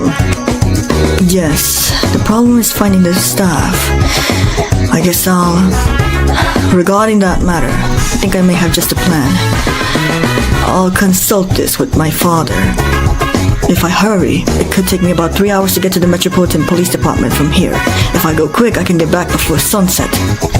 If my father, the Superintendent General, makes a request, it's not impossible to gather personnel for a roller operation. I see. Masaomi knows about what happened between me and my father. I tried to expose some dark secrets concerning the higher-ups of the police force.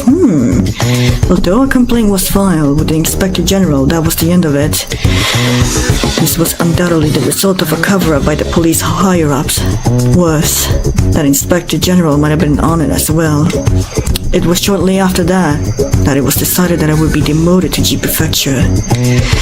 The only thing my father said to me was, "Go and keep your head cool." What does he mean with go and keep your head cool? I was just doing the right thing as a police officer, and yet... No, let's not think about that. This isn't the time to be complaining about the past. Children's lives are at stake here. If it all goes well, we may be able to get support not only from the G Prefectural Police but also the neighboring prefectures. I'm heading there this instant. Every minute, every second counts. In that case, I'll stay here and request backup. If you manage to convince your father, please contact me immediately. Alright, let's get to it. I grabbed some of my necessities of my everyday life and immediately headed to the Metropolitan Police Department to meet up with my father. Okay. Oh, I thought we were gonna have a conversation with our dad. Guess not. By the time I already returned to the G station, the sun was already setting. My meeting with my father went more smoothly than I expected. I thought I wasn't going to be able to speak to him or that he would make an excuse like he's busy or something, but I guess I didn't have to worry about that. The problem was, if anything, the perception of the incident. I explained to my father about the mass unalivings that were happening in G Prefecture on full moon nights and that we need to send in more personnel to protect these children. Though I did not include any occult-like opinions like those in Tokusou, that would certainly raise doubts if a decent police officer heard it. But as expected, my father still frowned upon this. Requesting support in my father's name meant that he would bear full responsibility of the matter. It was not something he could easily reply to. Furthermore, requesting cooperation from other prefectures on behalf of G Prefecture means that those other prefectures would be left vulnerable. If nothing happens here in G Prefecture but another accident happens in another prefecture, we won't be able to turn back. In addition to this, was contrary to the policy of the G Prefectural Police that was put forward by the Chief of the G Prefectural Police, which was, matters in G Prefecture should be solved within G Prefecture, and I would be criticized for showing a lack of thought. However, I stubbornly insisted that as many personnel as possible should be gathering G Prefecture, and eventually my father relented. And now, thanks to the Superintendent General's orders, a large number of support personnel will be gathering in G Prefecture. You're back. Koketsu. Masaomi, why are you here? I'd figured you'd be back soon. Don't worry, regarding the operation, well, the coordination with the neighboring prefecture has gone well. Support personnel have already rushed to the G Prefectural Police. There are enough people to carry out roller coaster operation. Well done. I'm glad to hear the news, but when he praises me like this, I feel awkward, as if I'm being treated like a child. I'm 32, bro! Masaomi, I'm not a child. I'm not treating you like that. I'm only saying this because I want to. But anyways, enough about me. It's still too early to relax. The battle has only just begun. Masaomi taps me on the shoulder. Indeed, now that I settled things with my father, I'm feeling somewhat relieved. Now, this is where everything begins. Once we prevented the mass unaliving, we can say that the battle is over. Right, let's stop this mass unaliving with our own hands, no matter what. That's the spirit. Let's go, Shintaro. Suddenly my phone vibrates. It's my father. What on earth could he want now? Is there something else that he didn't get to say? Do it well. Huh? That's it? Short. Too short. Just one simple word. You know what I think? Learning about Detective Yumi's a little bit of background story of how he ended up in G Prefecture. Is it possible that the father may be in on it as well? On the whole FOAF thing? Although, if he really was in it, then he wouldn't have requested the backup unless he's like, the chief director himself, who is secretly fighting against FOAF.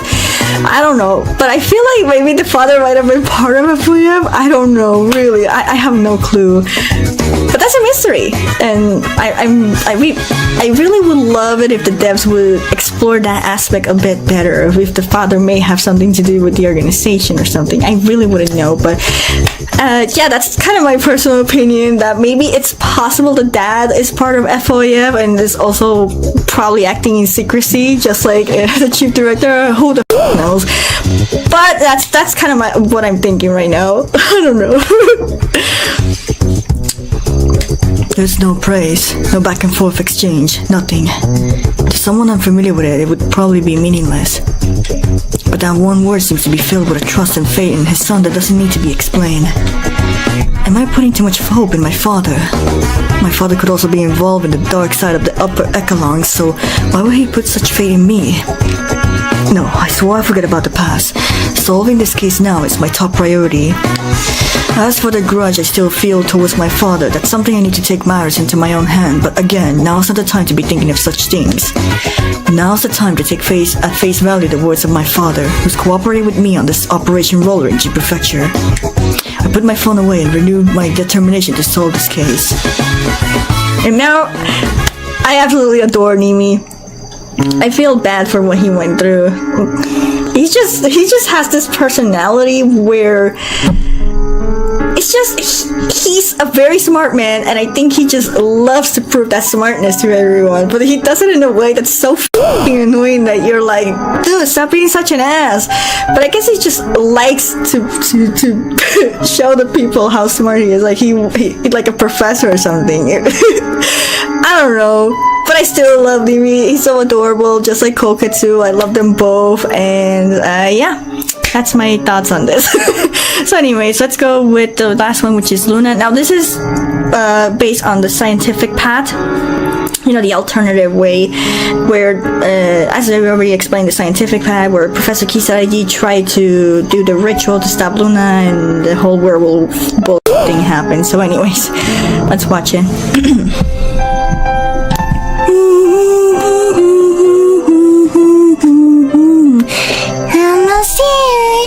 Almost here, send the phone will rise. I directly overhead. When that time comes, normal children who already been mind controlled in advance will be the first to hang themselves. I wonder what Lisa's face will be like. I hope she despairs and dies quickly. Over the past few months, they have been conducting experiments using mind control to induce unaliving. There's an urban legend going around that if you pray to Lisa, you can get your life back on track. I have no way of knowing how many times Lisa has restored her life. But judging by that sullen look on her face, it looks like she's tried again, quite a few times. This is great! This mass unaliving has been going on for longer than she can rewind, so it's impossible to stop them at their roots. And she can't stop me, because you know what? No matter how powerful she is, there's no use in stopping me. Except rewinding time. What a child. I mean, what can she do? On the contrary, if she appears before me, I'll manipulate her, drive her to the brink of despair, and then kill her. Oh, I wonder how she'll distort that serious expression. Just imagining that makes me laugh. That sounds fun. This voice! I knew it! It's the prince! So, wait a second, does the prince read minds too? Because he just said it like that. So he has come! My prince! That's right. I'm better than Lisa, so the prince will obviously come to me. Oh, my prince! That's right. The realization of the girl who watches the stars will be completed soon, so please just watch. So I think in the other version, in the scientific route, which is a different timeline, it was originally an actual experiment for the organization. But the true ending ends up with Luna acting more on her own rather than being part of the organization. I'm officially taking part in an experiment by the organization because otherwise I wouldn't be able to leave the facility. They've added some extra flair to the urban legend of the girl who watches the stars, forcing the LYCEE incident into it and link it to the public. That's definitely not something I could have done alone.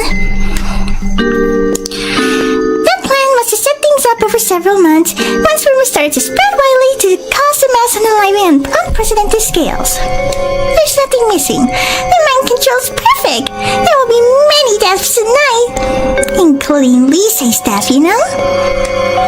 Right. Though I have to say, the plans have been changed. Huh? What do you mean? Friends? Mitsuko Kisaragi has begun to disrupt the operation. See? The ritual. Mitsuko Kisaragi? I think she's the woman who's marked as a very important person in the organization, right? I think she's just a normal woman who gets called the Witch of Forensics, but what does that mean? Don't worry, Prince. My mind control can't be stopped by ordinary people. You shouldn't underestimate her. In order to ensure the success of this experiment, we have decided to put into action a plan to assassinate the witch. So they had originally tried to assassinate her. I feel depressed when he indirectly tells me that my abilities are inferior to this Mitsuko Kisaragi. At the same time, I feel a murderous intent towards the witch. Luna, I'd like for you to join us. Are you alright with that? Of course I'm fine with that. If the prince asks me, I'll even jump into fire. Of course, I'll kill that witch. So what should we do? Should I just directly manipulate her and make her stop interfering? Use this. The thing the prince pulls out is a syringe. Oh, so he injected her to transform her into a wolf.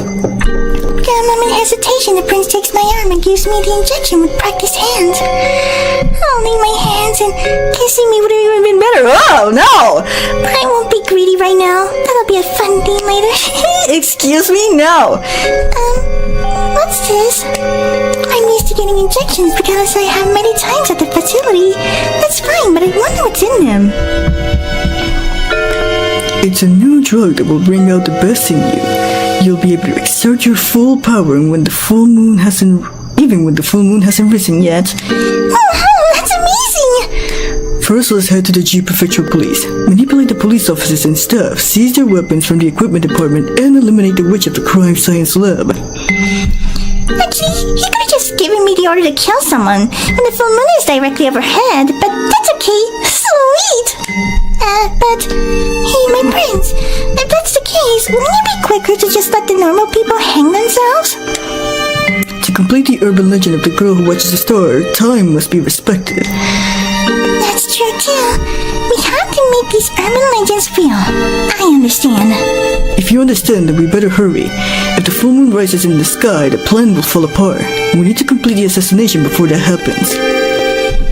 Okay, Prince. Who cares what I think? It's my job to follow the Prince's orders. I understand, but this power given to me by the Prince, I will definitely assassinate the witch at the Crime Research Institute. Kill the witch and kill LYCEE too. If I do that, the Prince will be pleased, right? Yeah, I'll do it. Luna, this is the biggest gamble of a lifetime. I'm going to kill everyone and live happily ever after with the blonde prince. Oh my god, this is so insane. So as you can see, Luna was so blinded by the blonde prince that she was just willing to do anything she wanted for the prince. But that was on a whole different timeline. So yeah, hold on a second here. Okay, so the last extra that we're gonna be reacting this time, because unfortunately I couldn't get this extra in the game and I wouldn't know how. I did everything but it didn't give me the extra. So what I'm gonna do is react to this video from the channel SUNE. It's a Japanese channel that I've been watching even before getting to 1K, and I love her channel. It's mostly pure visual novels, games, and she's much like me who likes to read with different voices, and that's kind of pretty cool, except in Japanese. And we're gonna be reacting to this video from her channel. I will be leaving a link in the description if you guys want to go ahead and check her out, show her some love and support. You definitely do that. And yeah, I will be putting the translation as it goes, but I won't be talking or reading since the girl is going to be reading it. But what I'm gonna do is comment every once in a while. So yeah, that is pretty much it. We're gonna react to the video right now, and let's get to it. I think this scene takes events after they have defeated Luna. 彼からの電話だ。名前を聞く必要はない。何度も聞いた声だ。 Also, the person in question who's talking there, I don't know who it is, but from the comments that I've seen, it's some character from the Hayarigami games. I think that's the theory, but I have not played the Hayarigami games to know exactly. So yeah. 事後処理が必要な状況だ。処理班を動かしてほしい。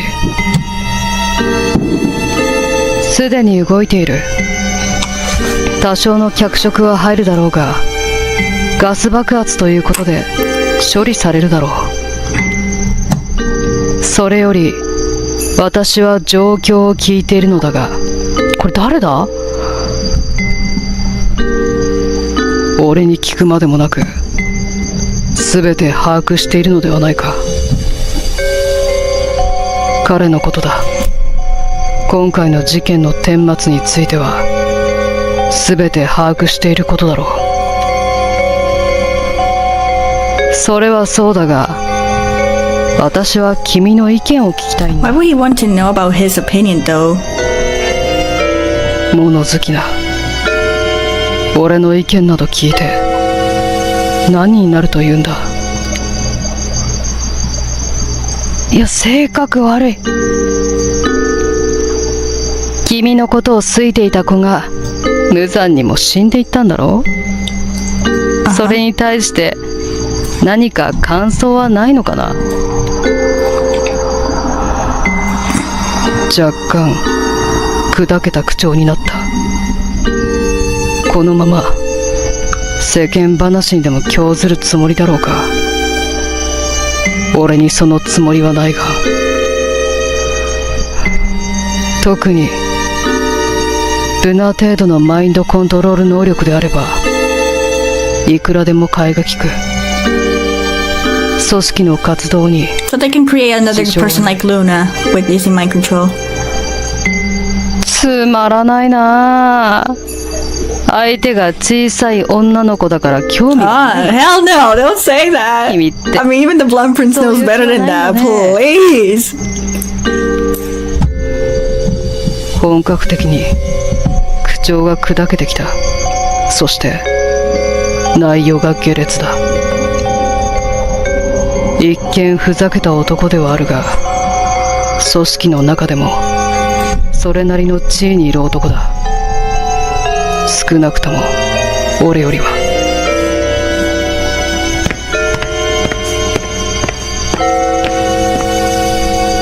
ない。あの施設の子供たちにそういう感情を抱くことは絶対にない。なんだ。じゃあ真面目な話。星を見る少女はどうだった？最後の締めこそ不発に終わったが、都市伝説としての星を見る少女は人々の間で語り継がれる存在には成長している。だよね。まあそうじゃないと困るんだけど。ただ祈りを捧げる対象についてはリセ君からルナ君に変更しておこうか。So they're changing the urban legend from LYCEE to Luna and making it real this time, but with Luna being the supposed girl you pray and apparently come back to life. だってリセ君は生き残ってるし、実在の人物の名前が都市伝説で使われてるってのも一興ではあるけど、ちょっと違う気がするんだよ。その点ルナ君はもうこの世にいないわけだから名前使っても問題ないし、個人名の方が怪談もとい都市伝説っぽいでしょ。なんとなく。相変わらず水教な組織だ。So even he thinks that the organization is Cuckoo and the Cocoa Puffs, like it's very ahead. などという目的そのものがすでに水教と言っていい部類なのだが、好きなように。そもそもリセの名を使うのはルナの発案だ。実際は誰の名でも構いはしない。じゃけって。ところでそのリセ君、ヨミ君のことなんだけど、今のところは泳がせる方針になるからよろしく。 So they're intending of getting Yomi and LYCEE back somehow, even though they're in respect to adopted people. LYCEE's with the chief director and Yomi's with Sena.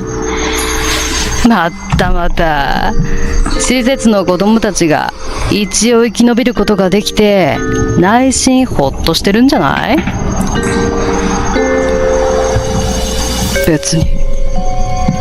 それより業務連絡は終了なのか？ほんと釣れないな。もう気色悪い声を上げるな。途中だろうが問答を読み通話を切りたくなってきた。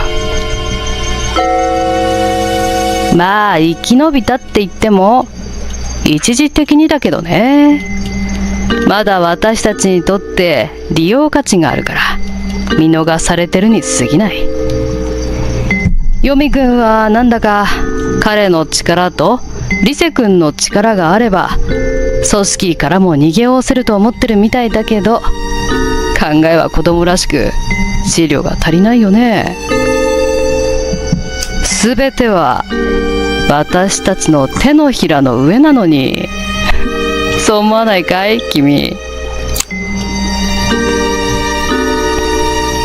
どうでもいいと言っているんだが、俺はいつまでこの男の暇つぶしに付き合えばいいんだ。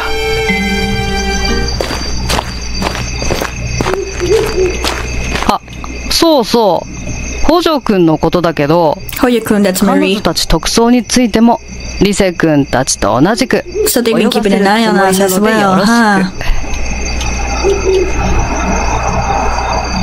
あの女刑事は君のお気に入りだ。 There's no way that he's talking with the chief director, because the chief director is trying to go against FOF, right? This has to be someone else. まあね。朝からの中だからね。I'll explain the theory later of who we may be speaking with. っていうのはやっぱりポイントが高いわけよ。そうか。まあわかった。そこまで言うなら、丁重に扱うことにしよう。And also, he said, yes, we're quite close, and surviving the blind man incident is a big plus. I think I may have an idea who it may be. あの男の相手をするのはいつも疲れる。俺の真の目的、人間の本来の姿を解放することは、今回一定の成果を見ることができた。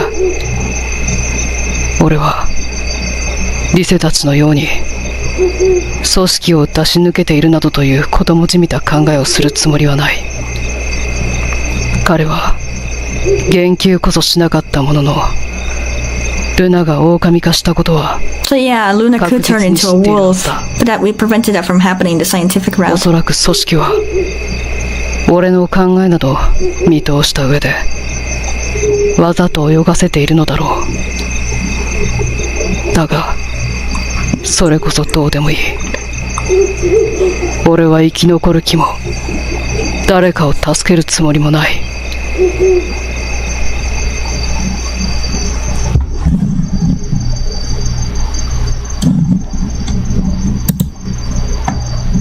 人間の真実の姿を解き明かすことさえできれば本望なのだから。Interesting. Why would he want to learn about the humans? Well, he did sort of confess that it was like he was maybe potentially an experiment, like the children, like Yomi and LYCEE himself, which I guess would make sense. So I paused the video. So let me express my thoughts. So when the person mentioned, like the dude who was talking on the phone said, well, yes, we're quite close, and surviving the blind man incident is a big plus. I mean, I'm assuming, and this is my theory, I'm assuming that it's Kunio Kuroda. I mean, I think that's personally what I think, because Kunio Kuroda, as you in the first game, it wasn't shown in the main game, but there was an extra where Kunio Kuroda did survive the car crash, and he basically had faked his death, and there was and there was a conversation there where it hinted that he was working for an organization. At the time, it wasn't mentioned that it was FOAF. It was mentioned that he was working for an organization, and it's related to this, like making urban legends come true and all of that And I believe that the person he was talking on the phone is Kunio Kuroda. I mean, at least personally me, I would think it's Kunio Kuroda. If it's a character from Hayarigami, I don't know, because I have not properly played Hayarigami to know, you know, sort of like the story. I've only seen a bit around the gameplay and stuff, but I haven't really dived into the stories of those, so I have no idea. But at least as far as I'm concerned, it may be Kuroda, because the only thing that makes me think that it's him is because they said, well, yes, we're quite close, and surviving the blind man incident is a big plus. That's just to me what I think, that it might have been Kunio Kuroda, because who the hell could else be that is close to our girl? Like, unless, well, there can't be Sekimoto Sojiro, because there's an extra scene in Shin Hayarigami 1 as well, where Sekimoto has no idea this whole thing is just an experiment or anything like that. And even in the extra scene with Kunio Kuroda, there's this part where he has the intention, Kuroda mentions that they have the intention to wanting to recruit our girl and Sekimoto Sojiro to be part of the organization. I doubt they would want to join. Maybe Sekimoto, who knows, but our girl is definitely not doing that. So yeah, that is my personal thoughts on the game, on this extra here. So yeah, also again, shout out to SUNE for this video on the extra scene of the final extra for Shin Hayarigami 2. So yeah, go ahead, links in the description if you guys want to show some love and support to SUNE. Really, guys, her channel is great, her content is great. Even if you don't understand Japanese, go ahead, subscribe. Just by that alone, you're already supporting the creator. So anyways, that is it for this extra. And now I'll be talking more about the thoughts that I have on this game, which is a lot that I have to talk about. So let's get to it. Right, so now I am going to be giving you guys my final thoughts on the whole game of Shin Hayarigami 2 in general. This is something I always do with all the games. I always give my personal opinions on how the experience was for me with the games. And so the first thing I want to talk about is the gameplay. So as you know, LYCEE has returned from Shin Hayarigami 1. LYCEE, which is basically where you try to identify the lies of a person and use it against them. They really improved it a lot in this sequel rather than the first one. The first one, I always felt like I was making the right choice, and then the game was like, psych, you did not make the right choice, so you're getting neutral or you're getting bad choice. So yeah, but in this one it was so much easier to really get the grasp of LYCEE and make the right choices as you can as possible. They also brought the decision making where sometimes if you make a choice halfway into the story, then you get this unnecessary cutscene, and then just for you to realize, oh, you got game over, now you gotta go back and redo that part again. It's like, seriously, they brought that back? But oh well. Yeah, they brought it back. They also added a new implementation in the game, but this is something that was in the old Hayarigami games that I have not played, but I have seen it around, and it's the self-question. So the self-question in this one, it is basically where you kind of deduct what's going on so far, and it's in the self-question as well. If you make a choice, then you get an unnecessary cutscene, you get game overs as well. But for the most part, the self-question at some point could also lead you to making the choice of going through scientific or occult path as well. And so, and that's how the original Hayarigamis, from what I saw, it was just self-question and choices. And this one is kind of the same, except with the addition of LYCEE from the first Shin Hayarigami. And I think it's a pretty refreshing thing. At least it's not like pure visual novel. It has a little bit of mini game, I would say, with the LYCEE and the self-question. And so yeah, I really like that a lot. So I will say that this time around, the sequel is less violent than the first one, because in the sequel, yes, it has its moments. There was a lot of gore and disturbing sceneries as well, especially in chapter 2. And there's also heavy subjects, as we mentioned around sometimes in a couple of chapters, but it wasn't as violent as the first one. The first one is really, really violent. Like the fact that the killer is a blind man who stabs people's eyes with scissors to gouge them out is already a violent concept.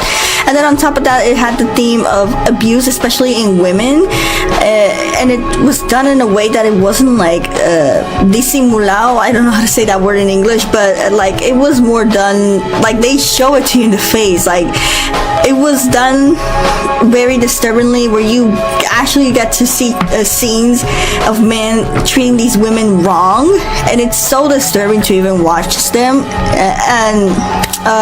For example, where when Makimura had admitted to our main girl the way she killed Haruka Minase, which was by repeatedly hitting her many times and then ripping her underwear out and shoving it down to her throat. That is insane. And that is like because Minase used to work at a nightclub, and so everybody would consider her a and stuff like that. But it's not like she wanted that kind of life. She just only needed because she needed a job and money. But like, yeah, Makimura killed her that way, and it's very, very it's very wild. I like sometimes they would take these things way too far. Another disturbing thing I would say is Kanaya, where he becomes this violent man after consuming such unknown pills that it's you see the disturbing image of what he becomes, and just a psychotic man covered in blood with underwear who had murdered his family and was going wild and berserk.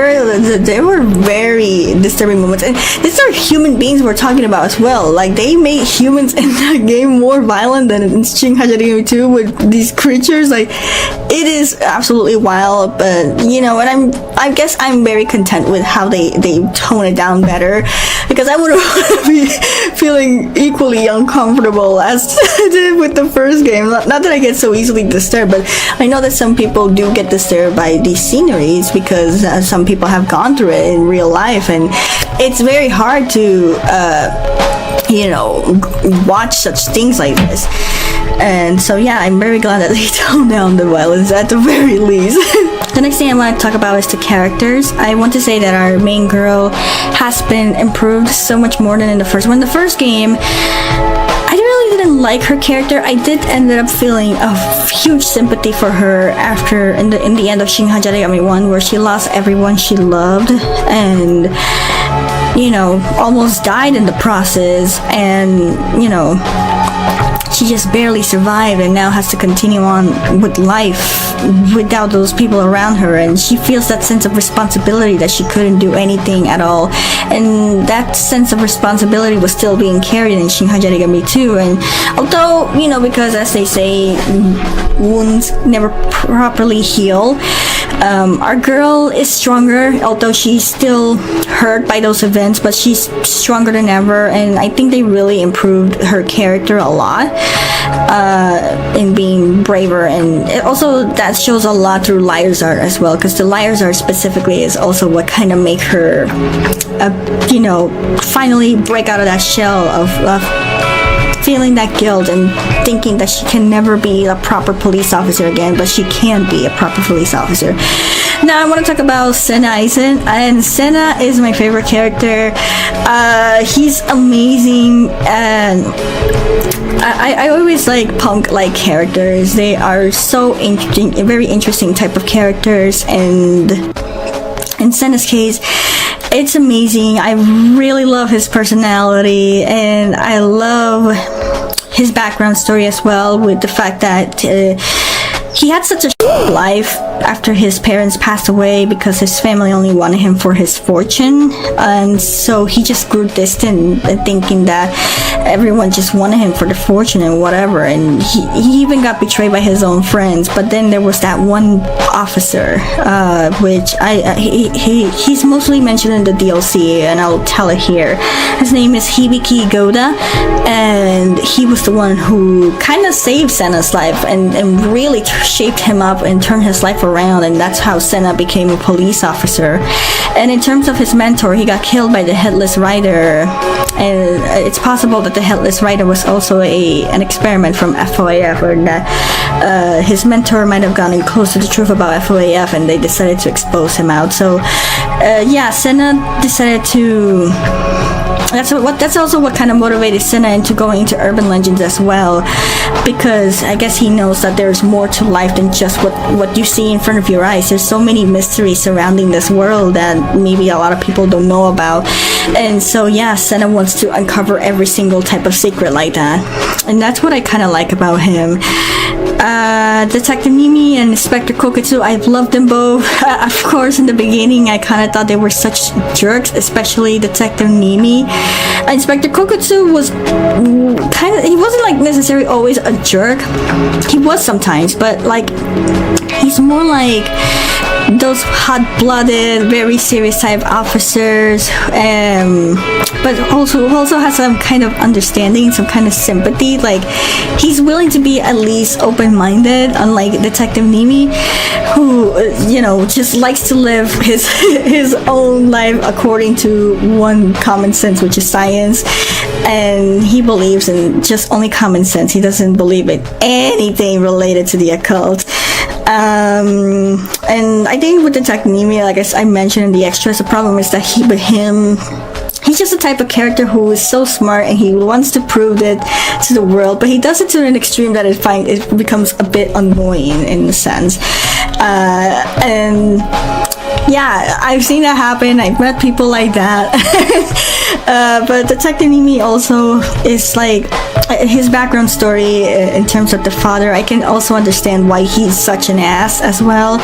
Like he's just been brutally betrayed by his own father for trying to do the right thing, which sucks. And but even so, Detective NIIMI still like pushes himself and trying to be a better cop and trying to be the best. And it's not always about him trying to prove to the others that he's the best cop or like that. I mean, although he kind of likes to make it like a competition, it's not always the case. He kind of actually cares in protecting innocent people in situations like this. And Inspector Kokutsu, I don't have a lot to say. He's been close right now, and what we learn is just he's a bit understanding and tries to be more open in terms of us expressing different kinds of thoughts. But we did learn through that chapter 4 that he had lost his family, but we don't know what kind of an accident exactly has happened, and Inspector Kokutsu hasn't really been open much, so I can't say a lot about Inspector Kokutsu, but I still like him despite it all. So yeah, and that's Professor Kisaragi. She's an amazing character. She's a bundle of mysteries herself, but that's why I love her. I mean, she can get a bit too far sometimes, but that is typical of anime, especially when it's a type of woman like Professor Kisaragi. But I love her. She's amazing, and she would be the type of friends that I would want to be friends with and just go shopping together. Literally. Oh my god. But I really like she's a I feel like she's like the missing character from the Spirit Hunter series. So she kind of reminds me of Towako Yasuoka with the whole mind reading and magic stuff, and of course being a shrine maiden, and Yasuoka's kind of like that too. Yeah, she's like the perfect character for this, and she's very useful. I like the fact that you can get help from her anytime you want, because she'll either explain it to you in scientific or in a occult route. She's just a superhuman woman, I would say. Also, another thing that I wanted to mention is the art and the music. I really love the art style of Shin Hayarigami 2. I think the art style of Shin Hayarigami 2 is a bit better than Shin Hayarigami's 1. It's still the same a bit in some ways, but I really like the attention to details that they would also put around when we were reading, where they would put a ghost that had nothing to do with the story just to simply add that disturbing, and you're like, why is that ghost over there? Why is this ghost there? And it was a very nice touch. I really also like the character designs, and yeah, and a lot of the art that I will say, some of these locations are actual existing places in real life, where I think they might have taken photos and they either drew it or drew on top of it. I wouldn't know exactly, but like for example, the Tokyo Metropolitan Government Building actually exists in real life in Japan. So, and it looks exactly the same, and it was very well done for the most part. And so yeah, also the foods that also exist in Japan, the way they would draw those so vividly and making you hungry. Yeah, it was a pretty good art style. And also I like the music, as I say, but I felt like in terms of music, it was misplaced in many areas. There were moments where the game would be too quiet when it needed to have a soundtrack instead, and then you're like, oh, okay, this is awkward. Or there were moments where they put a music that didn't fit the scene, and you're like, this definitely doesn't fit the scenery, especially with the LYCEE, where I believe that especially in the final battle with Luna, it should have a different type of music rather than magical girl type music, you know? that's kind of what I believe in. But I did like the soundtracks. They're very good, but I would say that they were misplaced a lot of times, and I hope they can improve on that at the very least. So now I think we're gonna be talking about the main thing, which is this whole story of Shin Hayarigami. So before getting into the chapters, as you can tell, the entire story is basically this organization called FOEF that has been conducting experiments in secrecy, specifically in G Prefecture. So they're using urban legend figures, or trying to create urban legends, and I don't know what exactly is the purpose yet for that, but that's kind of the intention. I don't know if they just want to find the perfect urban legend figure, or something that they can use it to take control of the world. It's still unclear, but that's kind of what's been going on this whole time. And so I'm going to be delving into each chapter. So the first two chapters, the Lady in the Trench Coat and the Half case, were really good chapters. I would say 10 out of 10 chapters, and this story was very interesting. The amount of gory scenes that they had in both of those chapters was just mind-blowing, especially in chapter 2. It really felt like pure horror visual novels, and I was really enjoying it from start to finish. But then chapter 3 came, and you could already tell that it just went off the rails and it started to crumble. Don't get me wrong, I always keep saying that chapter 3 has that emotional impact, given, you know, the story between the relationship of Rumi Matsuoka, Sakai Tamade, and Yuki Kano. But other than that, I just felt like it was a waste of time, because it doesn't, you never really get to fully understand how exactly did Yuki Kano die in such a state like that. Like, only in the extras is for some reason that they give you the hint that Yuki Kano might have been killed by a bunch of spirits that are also roaming in the studio, according to Professor Kisaragi. And I wish they would have touched more on that in the actual chapter, rather than leaving it as a side thing and leaving it as a mystery.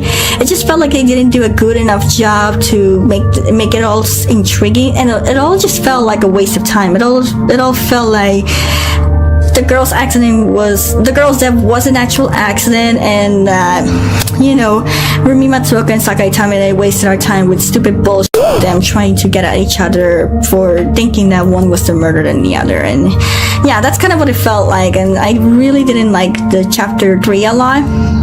And chapter 4 went in even off the rails with the whole Tokyo Metropolitan Government robot. The Turbo Granny was okay, but the Tokyo Metropolitan Government robot was on a whole nother level. And that's where we also kind of get the revelation of everything, except they don't mention the name of the organization until chapter 5, but we already had known the truth. And all that wasted time in that chapter was only used for the sole purpose of, you know, showing that this girl LYCEE can turn back time. And you kind of already get to know about that if you watch the extras from chapter 1, like you already know ahead. So getting to figure it out here was kind of stupid for me, because I already knew it from that extra. And it feels like a really waste of time. I wish that it wouldn't feel so wasteful if they, by the next chapter, would remember exactly what happened, but they don't even remember. It's like, yeah, you forgot about all that, you know. And it's like, seriously, it was such a waste of a chapter. I think the only thing that saved it was the fact that it had funny moments, and I also made the wise choice of having someone else read that chapter with me, because reading that chapter alone, I would have been pulling my hair out because of how boring at some point this chapter would have been for me.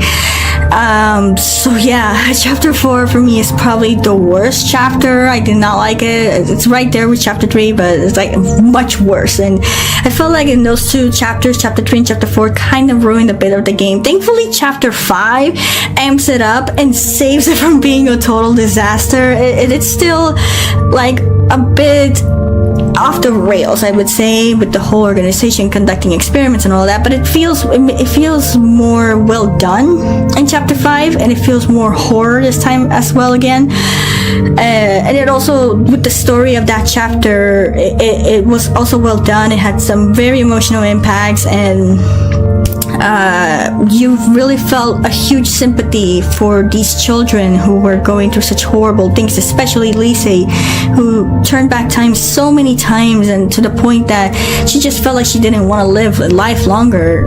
So it was such a heavy subject, and I think that you know, the way they handled this chapter, I think it was at least better in my opinion, and it kind of saves it off. But yeah, I guess that's it, that I have my thoughts on the game. I am very curious to know what is going to happen now that Inspector Koketsu and Detective NIIMI have joined Tokusou. How disastrous this whole situation is going to be. Of course, I'm pretty sure it's going to be disaster in the beginning, but I'm sure they'll work things out.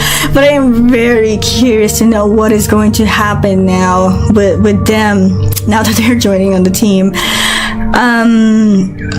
But yeah, that's pretty much it on my thoughts on Shin Hayarigami 2. I am going to give this an 8 out of 10.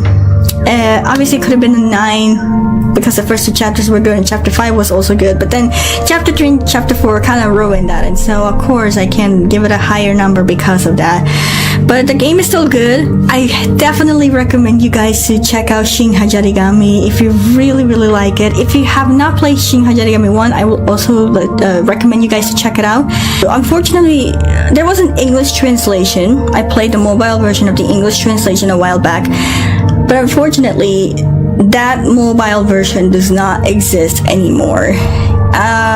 Yeah, it doesn't exist on the App Store, the Play Store, whatever. It doesn't exist anymore. I don't know if it's even coming back. And it was only on mobile that it was translated in English. As far as I'm concerned, I don't know. And I guess the only way to get it is through some kind of mod emulator. I don't know how you would get it. But the only other true way to get the Shin Hayarigami 1 is on PlayStation 3 or this version on Switch, which includes Shin Hayarigami 1 and 2, as you can see here. But obviously, it's only in Japanese. Like both PlayStation 3 and this version here, it's just in Japanese only, so there's no English translation. The only English translation was in mobile. That was done by YouTuber Gab Smulders at the time.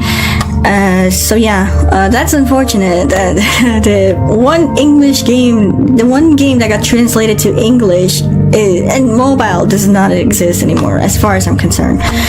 But I did record it before, you know, it was gone, so I don't even think I can play it on my phone anymore. Not sure, but yeah, I'm glad I at least get to play it and not have to pass the work of translating it.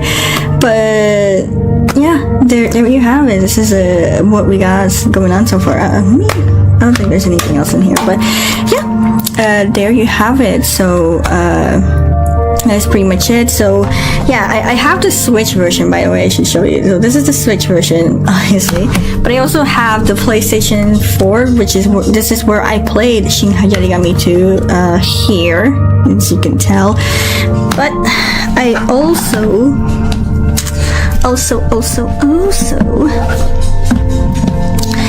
also have Shin Hayarigami 3, which we're gonna be playing at some point, and there's a you know, everything you can see. But yeah, that is pretty much it, my thoughts on the Shin Hayarigami 2.